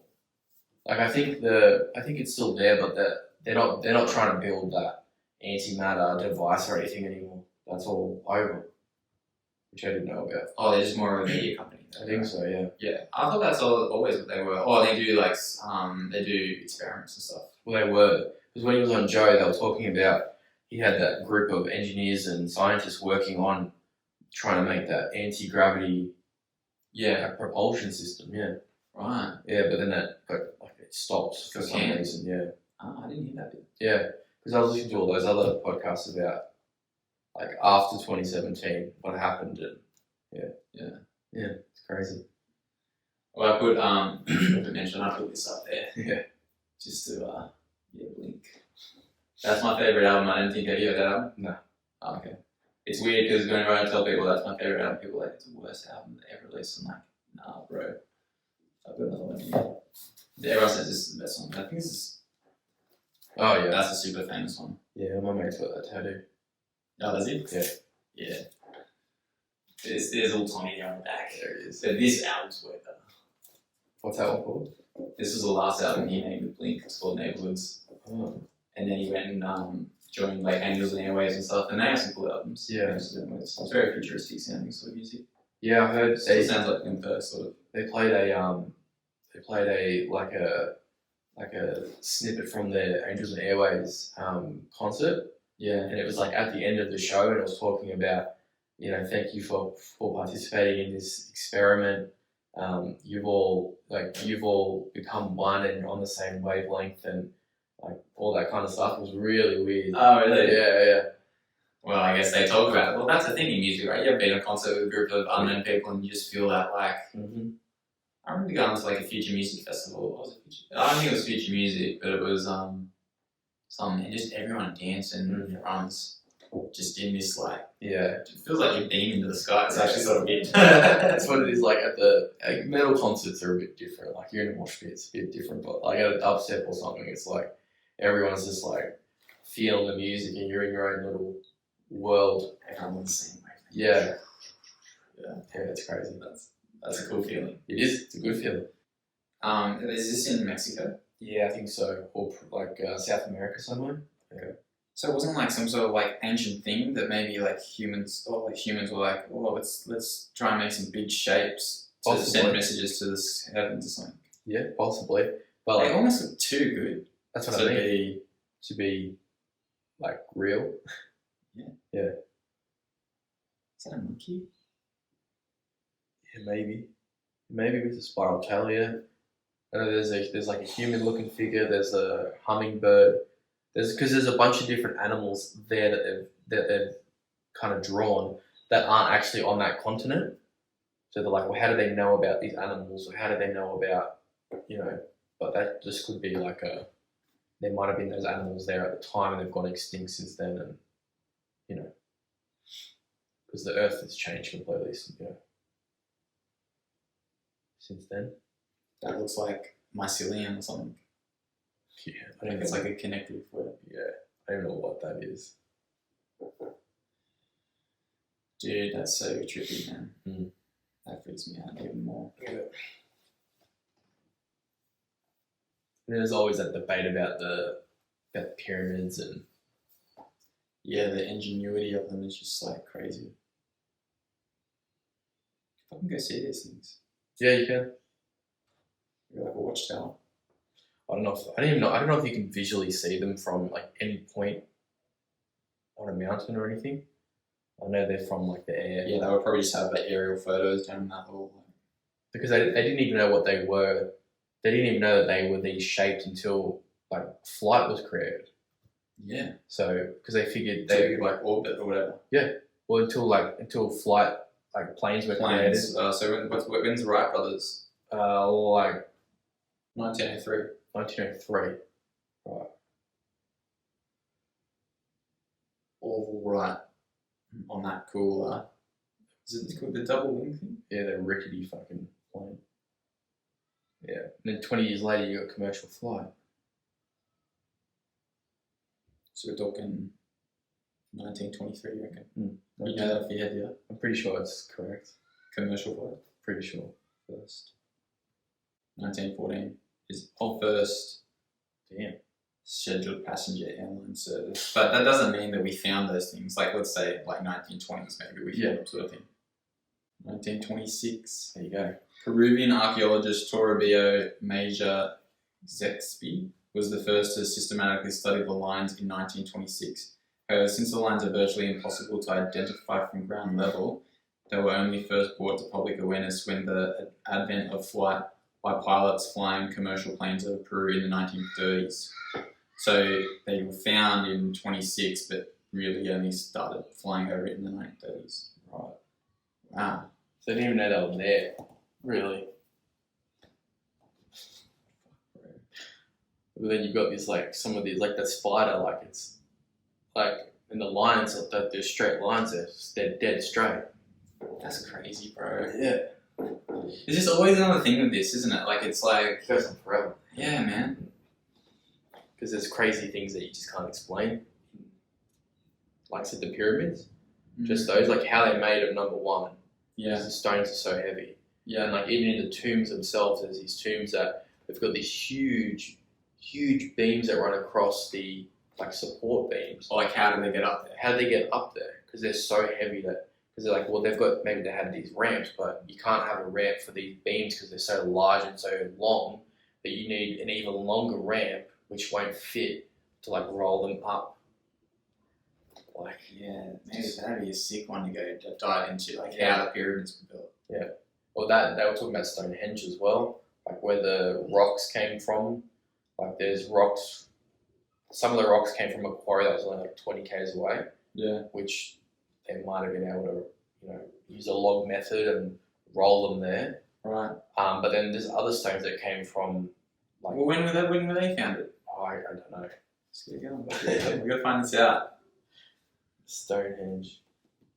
I like having this thing here so we can just like find it out. It is handy. Archaeologists believe Stonehenge was constructed from 3000 BC to 2000 BC. What people are that? What's that time? Would have been like what time? What was around in bloody? Well, that's the year 3000 BC. It's like you're talking like the Nordic people in like England. So it's like I don't know, pagans, or would have been well before that. Oh, they said they were coming out of the Neolithic era. So, like, early farming and all of that. So, for them to create something like that. Camels are domesticated in Egypt. What? Camels are domesticated in Egypt. Is that what it says? Yeah, like in the 3000 BC. Oh, right. So they've figured out how to use camels. So like a sort of 3000 to 2000 is the early to middle Bronze Age. Yeah, right. Yeah. So what did you say Neolithic was? The Neolithic, I think I've got it here, is like 9000 BC. The Neolithic period is final division of the Stone Age, with a wide-ranging set of developments that appear to have arisen independently in several parts of the world. There's different Catholicism. Is that what I said? No. Catholic. Religion doesn't exist here yet. Oh, right. No. Oh, no, I'm asking you. Oh, I don't know. It should. Some form would, yeah. Like, whatever it is. Yeah. Because this is way before the fucking Bible. Yeah. Like, it's what, 3,000 years before Christ? Yeah. Yeah. So, I love how that's like a way to tell time. Yeah, it's like you need it, eh? Because, Yeah, right. like, that was only 2,000 years ago. Only. But then we're talking another 2,000 years before that. Yeah. So that's why I'm just like, I don't even know what was around then. Yeah. Agricultural revolution. Right, then we had wall paintings, like they could drawing birds on walls and stuff. But they had paper by the looks of it, like some sort of paper. Alright, okay. That's pretty good. Is that like it's on paper to you? Looks like it. It's like paper, right? Parchment or something. Yeah. Yeah, but then they're just being able to farm, figuring out how to farm, and can draw some kind of drawings on a wall or paper. But then they create this massive sundial, or it's like this massive structure that they think is used for like the winter solstice and telling when the year is, like what time of year it is. Right. Yeah, because there's like certain points that you can stand and you can look at a certain time of year, and the sun is setting perfectly like in line with these like rocks that are up and flat. And there's another rock all the way in the distance on this field that lines up perfectly with the sun, and yeah, it's crazy. That's just creative, eh? But they can figure all that out, but they're still just drawing like animals 2D on a piece of paper. Yeah. If you're designing this whole thing, it's perfectly like in the pyramids. Like if they're perfectly triangular, and if they've got these massive gold triangle tips on the top of these pyramids, so you'd have to be drawing things out and sketching things. It's 3D model. Explaining to people how to get it up there. Like who even comes up with that? Like we're going to create this 3D massive triangle, but can they draw that? No. They're drawing people like on the side still, and yeah, everything's 2D. Yeah. That always trips me out. Göbekli Tepe, bro. This is around that time. That's before all that, isn't it? Yeah, this is 9500 BC. This is the shit you're talking about here. Carved stone that back then. Well, means 3D existed because people were carving shit and stuff. Yeah, because they're carving 3D features in the wall. Yeah. Which is even more advanced. Yeah, because I've got here from last week that the ergot was, like, the origin of it was 9600 BC. So that's like... We started domesticating animals, like more animals. Like I just said that camel thing before, but it was like dogs and... Yeah, Göbekli Tepe, man. We should look into that a bit more. That's crazy. That's a whole other thing that's just mind-blowing. Because that kind of structure shouldn't be around for the dates that it is. It's like the farming was at like we were farming wheat and like spelt and millet and stuff. Everyone's always just tripping on an ergot, you know. It's just, I don't know, because they think that, well, Graham Hancock thinks that Göbekli Tepe was passed down from a previous civilization that's now, or that was extinct at the time, or was going extinct. So I think it was this other civilization that's died out or moved or whatever the case is, and it's kind of tools have been passed on. But yeah, we might have to start looking at the ages. Yeah, that seems interesting. It's hard to. And all this shit goes way deeper than we're talking about. Mostly the shit we're talking about is in the 1900s. It's all recent. Like in 100 years, some crazy shit has gone down. Yeah, and has revealed a hell of a lot of shit. And then you just have to keep diving back in history to see like where it takes you. And then you got those crazy things like go back to Tepe, and they're talking about the Sphinx, how it's been dated. It's actually been dated back further than they originally thought. So that's gone way further back. So they don't actually know. They don't actually know who commissioned it to be made. They don't know how it was made, or like why it was made. You know, because the water erosion around the Sphinx has been dated back way further than what they initially thought. Oh, they got erosion marks on it from a flood or something. Yeah. Yeah. Wow. Yeah. Maybe the floods was the. Well, when's the Noah floods? Well, that's the thing. There's It's just written. It's written. It's a story. It is, but there is evidence of massive floods engulfing the world. Yeah. Because that's what Nothing survived, motherfuckers. No. Nothing survived. It was just crocodiles and birds. Essentially, yeah. There was no Noah saving the fucking animals, man. No. It was just like either the civilization here, and then they, or I don't know who you want to call them, just had to escape, and so they jump on down to Atlantis, jump into their space-time pod. Maybe the people they left here went with them, or they had powers enough to get around the flood. Possibly. Because we're talking like gods of thunder, right? We're talking like gods of the ocean. Yeah.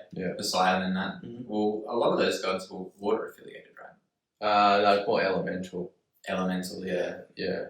So. And like when they're talking about even this Travis Walton story, when they're talking about where they were lumberjacking and it was a high storm area, so like storms, like thunder bolts would hit trees and stuff, and it would like almost disintegrate the sap would just turn to steam. Yeah. Almost like, you know what I thought of when I read that? The cow blood. How the cow blood would just disappear. Yeah. There would be these mangled cows in fields. Still to this day, research that. Like just like cow mutilations across America, sort of, or even in Europe, maybe. It happens all the time. Yeah. Maybe, I don't even know in Australia if there's been anything like this, but like crazy mutilation of cows, but there's no. It looks like tools are being used, but there's no blood on the floor. There's no blood like around the area. It's not even stained. No. Because you think over time, like if a cow got killed or whatever, you find it in, if you have a cow, if you own a cow, how often do you check in on your cow? I guess once a month, if they're like in a field that you can't see. Yeah, that's it. At most. It's like usually you do a head count like what, bi-weekly or something. I would say so. How many cow do I have today? And then you go, okay. I'm missing one. Yeah. Yeah. It's alright. Like, how, like, that doesn't make sense though. Like, what do you, even if it is people doing that to cows, what you've got to... They drink the blood. Even if you were abducting it by taking it somewhere and then doing what you're doing and then bringing it back and dumping it, like, it's a lot of effort. Yeah. You got to get a trailer, get the cow in the trailer, take it to wherever you're doing it, do what you're doing for some reason, and then come back, dump it, not get caught. Yeah. Like, that's weird. It doesn't make sense. And some of the things, like, it was like the bones were like removed and stuff as well. Like some of those ones that I've read about. Did you watch that nap one with Corbell? Yeah. Did you see the photos? I ripped my phone out quickly, but I only saw a couple of things. It was very strange. Yeah. I'd be like, it was very strange. I haven't seen him since I first watched it, but I remember the cow's face. Yeah. How like half of it was just gone. Yeah. It's fucking weird. The only other thing I could think of that would do that would be like some real aggressive sort of microscopic thing that was in it. Yeah. That somehow maybe it like chews up the blood or something, but then I don't know, that's pretty far-fetched. That sounds rough. Like some sort of microscopic organism. Yeah. But that's it. We haven't even dove down there. Like, what if we were talking about the idea of aliens like before, and I was just like, well, what if they just exist in our consciousness? Yeah. It's just like a man-made kind of thing. phenomena in our consciousness. Yeah. Again, because it could be like the religion thing. Like if people want there to be something else out there, Yeah. it doesn't necessarily have to be a god or like a religion to follow, but like just a more advanced being than us. Because we never think of ourselves as the tip of the spear for an evolution in the whole universe. We never think like that. Yeah. We always think, oh, there's something else. There's always something else that's more advanced than us. Yeah. You know. This is that the fucking Drake formula. Yeah. But yeah. And how like the it's like the what do you call it? The equation. Someone invented an equation to basically see if there would be any possibility of life in. And we were talking before, like it's pretty high because we're in one solar system, we're surrounding one star, and we've already identified multiple solar systems, or every star has its own system. Yeah. Depending on how complex that system is or whatever. Yeah. The odds would be quite high.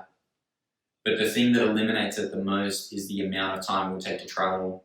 And so, like, if we could somehow solve that whole idea of traveling through time, that would solve a lot of issues, maybe. So maybe in making contact. Yeah, so maybe we're just unlucky. We don't have those resources. Maybe we need to create it somehow, just through our engineering and artificially. But where these other but all these other planets out there might have it naturally, so they can jump around and get around a lot easier than we can. You know, because the odds of them hiding here feel slim. Yeah, why would you? Yeah, why would you?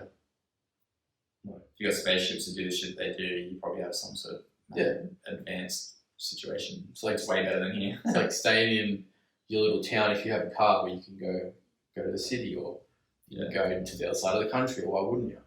It makes me wonder if gravity affects them heavily. The aliens? Yeah. Well, I would say so, because every planet's got different gravitational, levels depending on where it is to their sun that they're rotating around. So if they're the fifth star from the sun, are they getting injured as they come down here and they're like walking around? Like that one I showed you before, that weird fucking little Don't even think about that, bro. It's scary. How's that guy getting around? And why was he found, like, if it affected him that much? It obviously didn't affect him that much to die and just be lying in the gutter somewhere. And for someone to be like, hey, man, look. Bro, that's creepy. It's creepy, eh? Yeah, I don't know, unless they're coming out in, like, their little suits or something. Or they can just shift and fit in. Yeah, well, that's another thing. Imagine they could change their biological density. Yeah, like if they had some sort of. Well, I mean, if you're talking about Travis Walton's one, if they do shapeshift, that's pretty extreme. That's extreme, as. Yeah, so whether that's natural or they've got an artificial machine or something that can change their appearance, that's one thing. Yeah. But yeah, if you've got these other ones that can just naturally change the density of their body. What if it was like a hologram? Oh, but it said gravity. Yeah, said it because they were Well, I don't know if they grabbed him, the little ones, but he pushed the little ones into some of the other ones. They all fell over. But then it felt like pushing a child. Yeah. I was like, I wonder if he's got any like abuse in his history as a child. Like, I know what pushing a child for. Or maybe he knows what it feels like being pushed back. Because I think about it like that. Maybe he was just lying there, maybe he's got so much trauma from his upbringing, because your upbringing can really affect like your psychological outcomes. Like one of the most important. 100%, right? So is this guy just traumatic from an experience, or maybe that's that way you can deal with. Like you said, he saw that alien in the house. Maybe that was, I don't know, him just having a dream of, just trying to forget about what he was going through. Maybe he was abusive. I don't know. Yeah. Yeah. Maybe when he was a kid, because I heard that.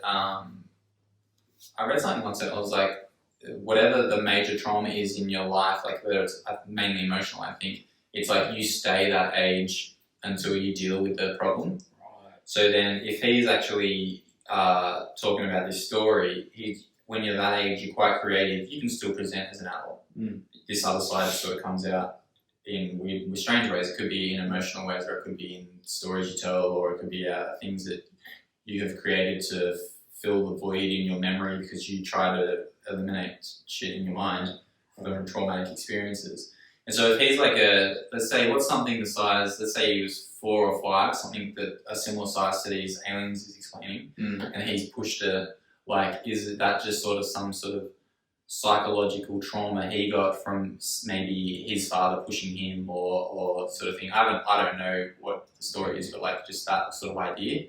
And then he's that age in the story, he's a creative human at that point in time, and therefore this story has been invented or created in his mind from that age, but he still identifies heavily for it because it's an impactful situation in his life, and it lives side by side in his psyche, sort of thing. Right. See, I reckon that could be an explanation for a lot of people's abduction stories or encounters or something. Yeah. But then I guess not for him though, because there were other witnesses that saw that craft. So then you gotta think, well, I didn't think about that. I was thinking about his story. Because I was with you. I was like, yeah, that's true. But then I was like, there's at least 6 people that were with him that saw it. And then like multiple other people that were around that saw it. It's gotta be true. Half this shit has to be true, bro. Like if everyone says that they saw the same craft, that's one thing. But then he's saying that he's gone on this ship and then he interacted with these creatures. Like, why? If you believe the first part, you almost believe the second part. Yeah. You know. Yeah. Dude, that's heavy, dark. Yeah. This whole subject's heavy, eh? It is. I think it's heavier because it just feels realer. Whatever picture they're painting for people out there in these mediums, in media and Netflix and shows and fucking... Like, I showed you my little Kanye thing before. Yeah, like, creepy as fuck. Maybe I'll run the clip now while I'm talking about it. I'll just run the clip over it. I was watching, and I'll put it into context because when you're studying this sort of stuff, I told you about the thing last night when I was editing. Yeah. I was editing the little running logo that we're doing for this, and I was like, it is an alien on a skateboard, essentially, right? And so I was editing this thing, and I was changing the, it's called inversion. So when you have like a white picture with like black writing, I inverted it so it was a black picture with white outlines. And I inverted it, and I was making it sort of pop up sort of thing and do a weird thing like around like this. And then I had this weird sound sample to it, which everyone's going to hear at the start of this potty. And it's like this really brain interrupting sort of signal thing. Yeah. And I was listening to it for maybe like half an hour, and I kept having these like, there was one main jitter that sort of went like, and it was like the exact same shape on my screen that was like here. Yeah. And I was like, that freaked me the fuck out. That was just last night. Yeah. And then the Kanye one was, I can't remember which one I finished watching, but the Kanye one is really sort of religious his story, like comes from, when you read this like Jesus Walks and stuff like that. Mm-hmm. So they talk about this in the film. So I was sort of like half in spiritual land thinking about like where he's coming from, and half in like UFO land, like. And I was like, imagine if, you know how people talk about signing a deal with the devil, like to be famous or to be whatever. Kind of just seems like that type of dude, right? That like he sold the, but it's weird because he's released albums since then that are like all full spiritual and like about religious Jesus and God and stuff like that. And I was watching this clip where in the second one, people go look at this on their Netflix thing. I'm going to put the clip up. It's just him doing the countdown and a whole bunch of people in this awesome like apartment sort of thing counting down. His mum Donda's there and a whole bunch of his other crews there, like Odie and stuff, all the people that filmed him in that. And they're like sweeping this camera around the place, and there's this really weird, like it was mostly like Americans. Maybe there was some white people there, but it mostly looked like African American sort of skin colours, and they sweep around, and then everyone's like counting down, celebrating, and then you see this weird figure, sort of like this. And the first time I saw it looked like it had teeth, but when I showed you, I was like, oh, it doesn't look as scary when I showed you. Right. And you can contest to this because I actually just showed you, and I was like, oh, I didn't see that before. Yeah. And you could see the eyes glow of the same person. Is it a different shot, that other one, where his eyes glow? Yeah, it's like you see a quick snippet of it, and his eyes glow, and it comes back, and he's like down like this. Oh, like so the eyes glow is the before, right? And then you see thing. Because that is crazy. Because you just saw the eyes today, right? That's the first time I saw it when I was showing you. Yeah, because I was showing you, I was like, oh, I'll show you anyway because it doesn't look that scary when I looked at it this morning. Yeah. And then I showed you, and you're like, oh yeah, I see him. It's the big dude. But it's like weird because he pops up like he just pops up like that, and then the eyes like he's like directly behind another guy's head. Like there's a guy's head there, and like he pops his head out. Like that's where you see his eyes glow, and then he sort of reveals, and then it's so weird, man. And we'll laugh, and like maybe you just having like a line of coke or something. Like, well, he looks fucked up. Because it looked like a rock star party, right? Like, and that's so trippy. Yeah. Man. And then it does like the eyes lighting up. The flash does explain it. But no one else's eyes light up. No one else's. And the guy that was right in front of him, his eyes didn't glow or change color or anything. No. When this other guy came out, like popped his head out behind this guy, his eyes were like white or something. Just weird looking face. Yeah. That's so weird, man. Could be a demon. Yeah, we're looking. It's like paranormal, like. Maybe Kanye's releasing all these Jesus stuff and got the gospel, like the church group now because he's trying to repent. From selling his soul. Dude, that was creepy, man. Yeah, that was creepy. Have you had any moments like that? Just over the past, like, say, week or so? Nah, not really. Like, just obviously finishing work late and like getting out of the car and like just like, looking up and like oh, what if there's something down there in the dark or because we're on property, so you just always think. But no, I didn't say nothing. We live in Western Sydney, so like we're right next to a rap base, so you always hear things coming in and out. And I've never seen anything that looks like UFO come out of there. I've got like a window at the back of my place where you can just look up and it's sort of you can see the landing or where people land. You see them come in. Oh right, in that back flight path. Yeah, and so I see it quite often. But the planes coming and stuff. Never seen anything whack though. No. And I look up a lot. Yeah, especially since looking into this. Especially this week. Yeah. So much more. Yeah. If anything's moving or flashing, I'm like, what is that? Yeah. I'm always trying to figure out if it's a light or not. I'm like, so light. I always see like when you're looking at stars and the stars just always like flicker. Yeah, they do. Yeah, well, that's crazy. The flicker happened a million years ago. You're just seeing it now.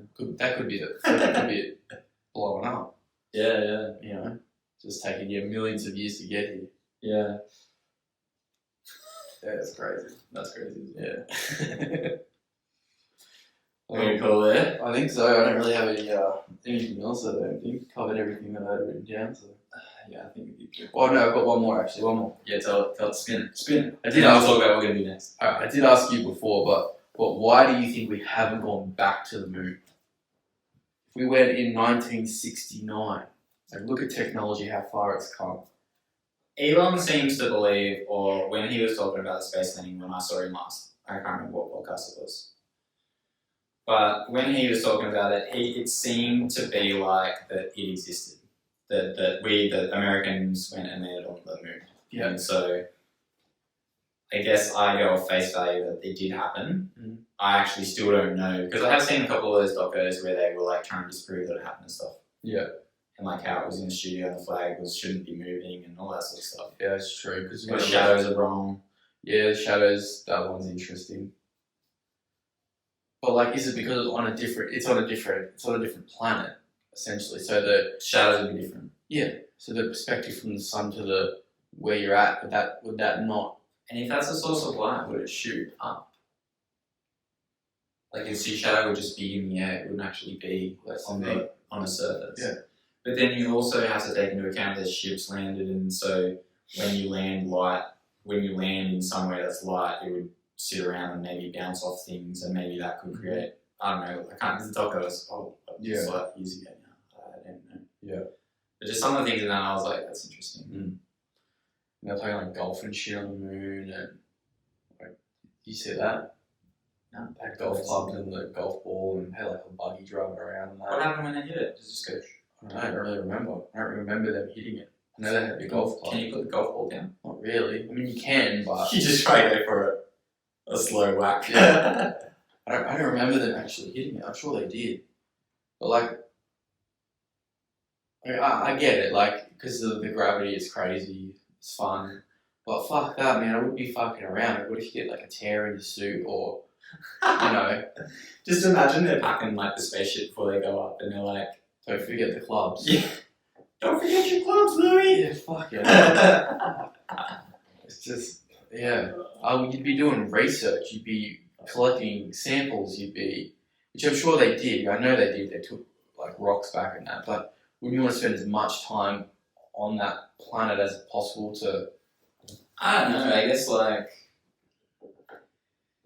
I guess when you start looking at the resources you send there and stuff, like the amount of money it costs, is it worth it? Like you go up, and I don't actually know what they found on the moon. Like maybe they found some cool materials that they could use. Maybe they haven't gone back because the materials they did found were nothing essentially. And I was like, why waste your time going there? Why spend? Elon reckons it's going to cost like at the moment $10 billion to send 1 ton of gear to Mars. So why would you bother going to another planet? Maybe to redo the research, but there's just so much money goes into that. Like, no, but we spend money. Like, look how much money they spent on the fucking Iraq War. Yeah, I get all that, but I don't know. I guess what is it then? Well, we're not united at this point in time. I guess because it was almost a war or a rush to get there first. Yeah. Like first there wins the race. Yeah, like That's you got it. better. Yeah, but you only got better in doing one thing, and that was just landing on the moon.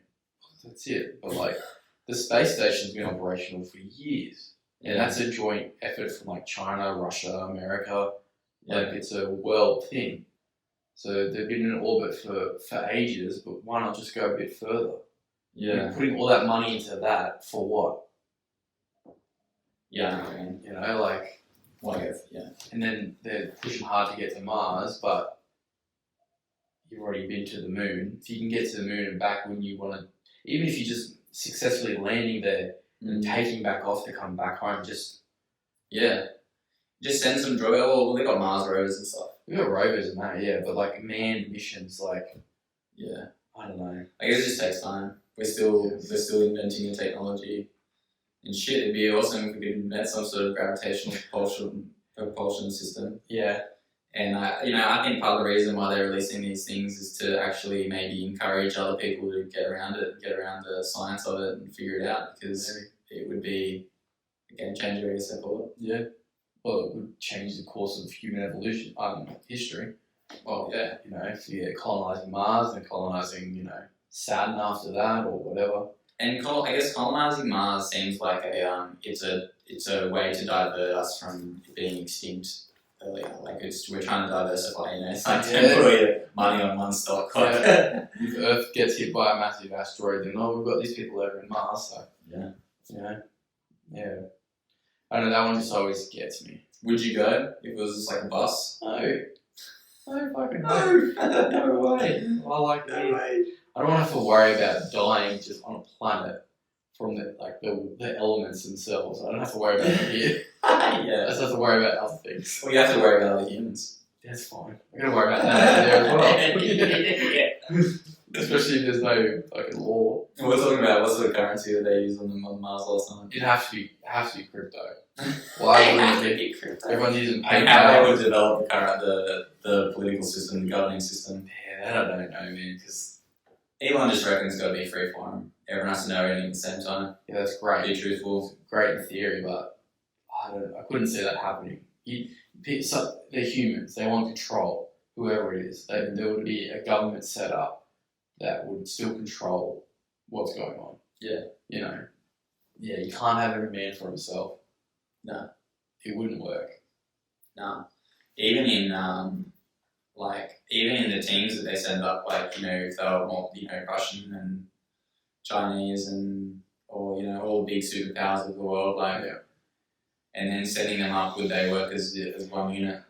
They should. Well, they should. But whether they do, because why wouldn't you want to be the first nation to control a planet? Yeah, but it should be owned by the world. It shouldn't be owned by one place on the world, on the earth. I agree 100%, but look at China, they want Taiwan, and Russia wants Ukraine.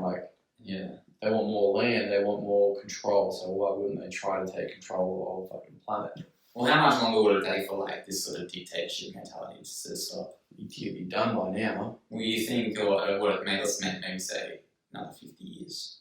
Yeah. Until that sort of stuff stops. I hope so. Who knows, bro? I just have a feeling that, I don't know, I feel like there's a clock on government today for some reason. A clock on governments themselves. Well, just the people trust less in them. Definitely.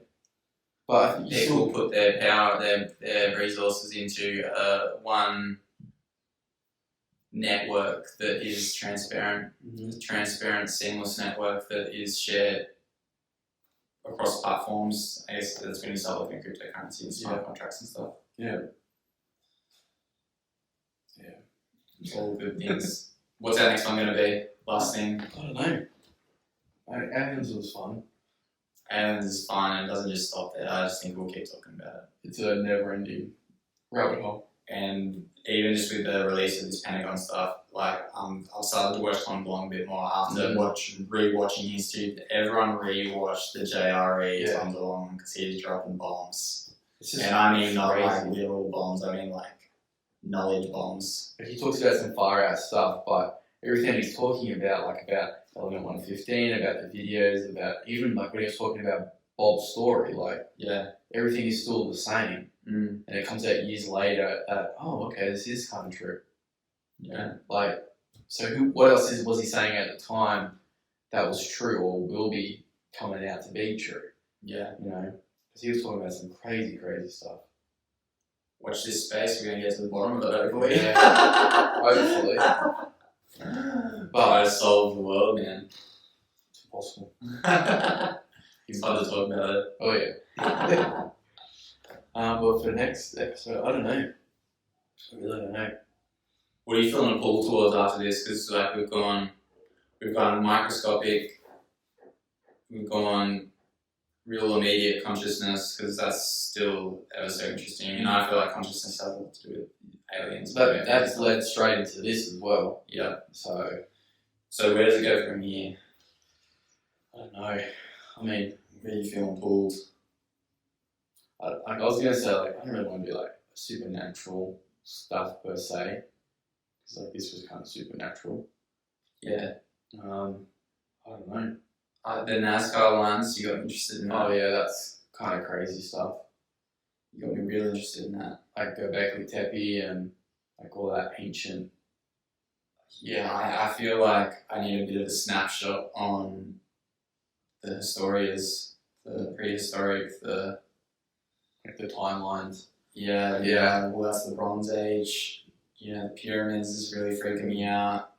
Greek mythology. Really enjoyed that. And I told you I'm a massive Jordan Peterson fan, man. Like, and he will go. I think that might be a good connection into that. Like into like Greek mythology, understanding what the stories are because of that Atlantis thing. It is like, like what? Yeah. The Great Flood. What? Yes. Because there's the Pharaoh line. What? Yeah. that flood's super interesting as well. Yeah. That thing. Yeah. Randall Carlson and Graham Hancock were on JRE like 5 or 6 years ago talking about this massive flood that was like recorded in every single religion or culture around the world roughly around the same time.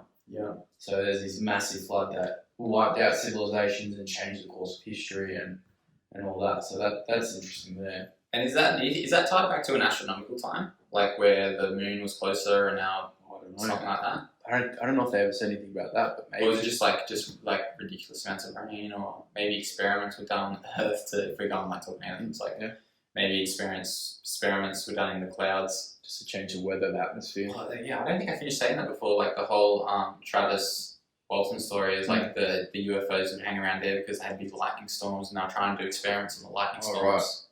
Right. Because that kind of rock that he was talking about.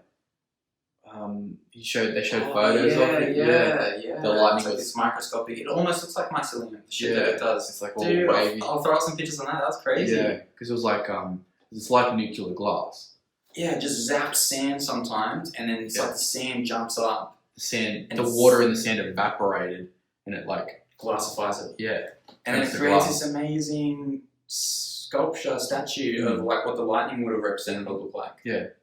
Ah, dude, that was nuts. Yeah, when I saw that. Because he was like, well, maybe they're using this as a source for fuel, or maybe it's a super rare resource that they need. Yeah, and that's in so around lightning and thunder and stuff, and like doing experiments in storms, so high thunderstorm areas, and because I think he said that's and maybe in the middle of the ocean as well, like storms in the ocean, and which would explain, if they're around like the coast of Mexico and shit, like flying around. I was thinking like maybe a triangle on that. Yeah, maybe that's very big. Yeah. Dude, Bermuda Triangle. I didn't even go down that one. No. And is that the Bermuda Triangle? That's not an access point for Atlantis, is it? Well, people say, oh, I don't know about that, but maybe.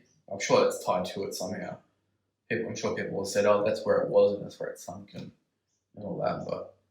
And see, like, it's like the link is thunder, like, and you have these great gods that could control thunder and stuff. Yeah. Yeah, it's all connected. It goes deeper and deeper and deeper. Alright, so I don't know, should we do that? What are you feeling? I don't know, we don't have to decide. We can decide later. No, keep it a surprise. Yeah, I always like doing the sort of like the forward for the next one, and then the next one is like, oh yeah, this is what we're doing. That's what we're doing, heads up. Yeah. Yeah, I don't know. Because, man, I'd love to do one on, like, I don't know if you can do one just on JFK, but like that assassination. Yeah. But like, I don't know what else you can kind of incorporate with that. Yeah, it's more conspiracy theory. Yeah, straight up conspiracy theory. Straight up conspiracy. Yeah. Very interesting. Yeah. Because I know a lot about that. Germany is a bit of a... Yeah. I feel like I need some like mental preparation on that one. I think it's going to be like quite dark. On which one? The German war camps and stuff. See, I don't really know much about, like, my World War II knowledge is pretty poor. Yeah. Yeah, so I don't really know anything about World War II that much, or, yeah. Interesting. Time's up!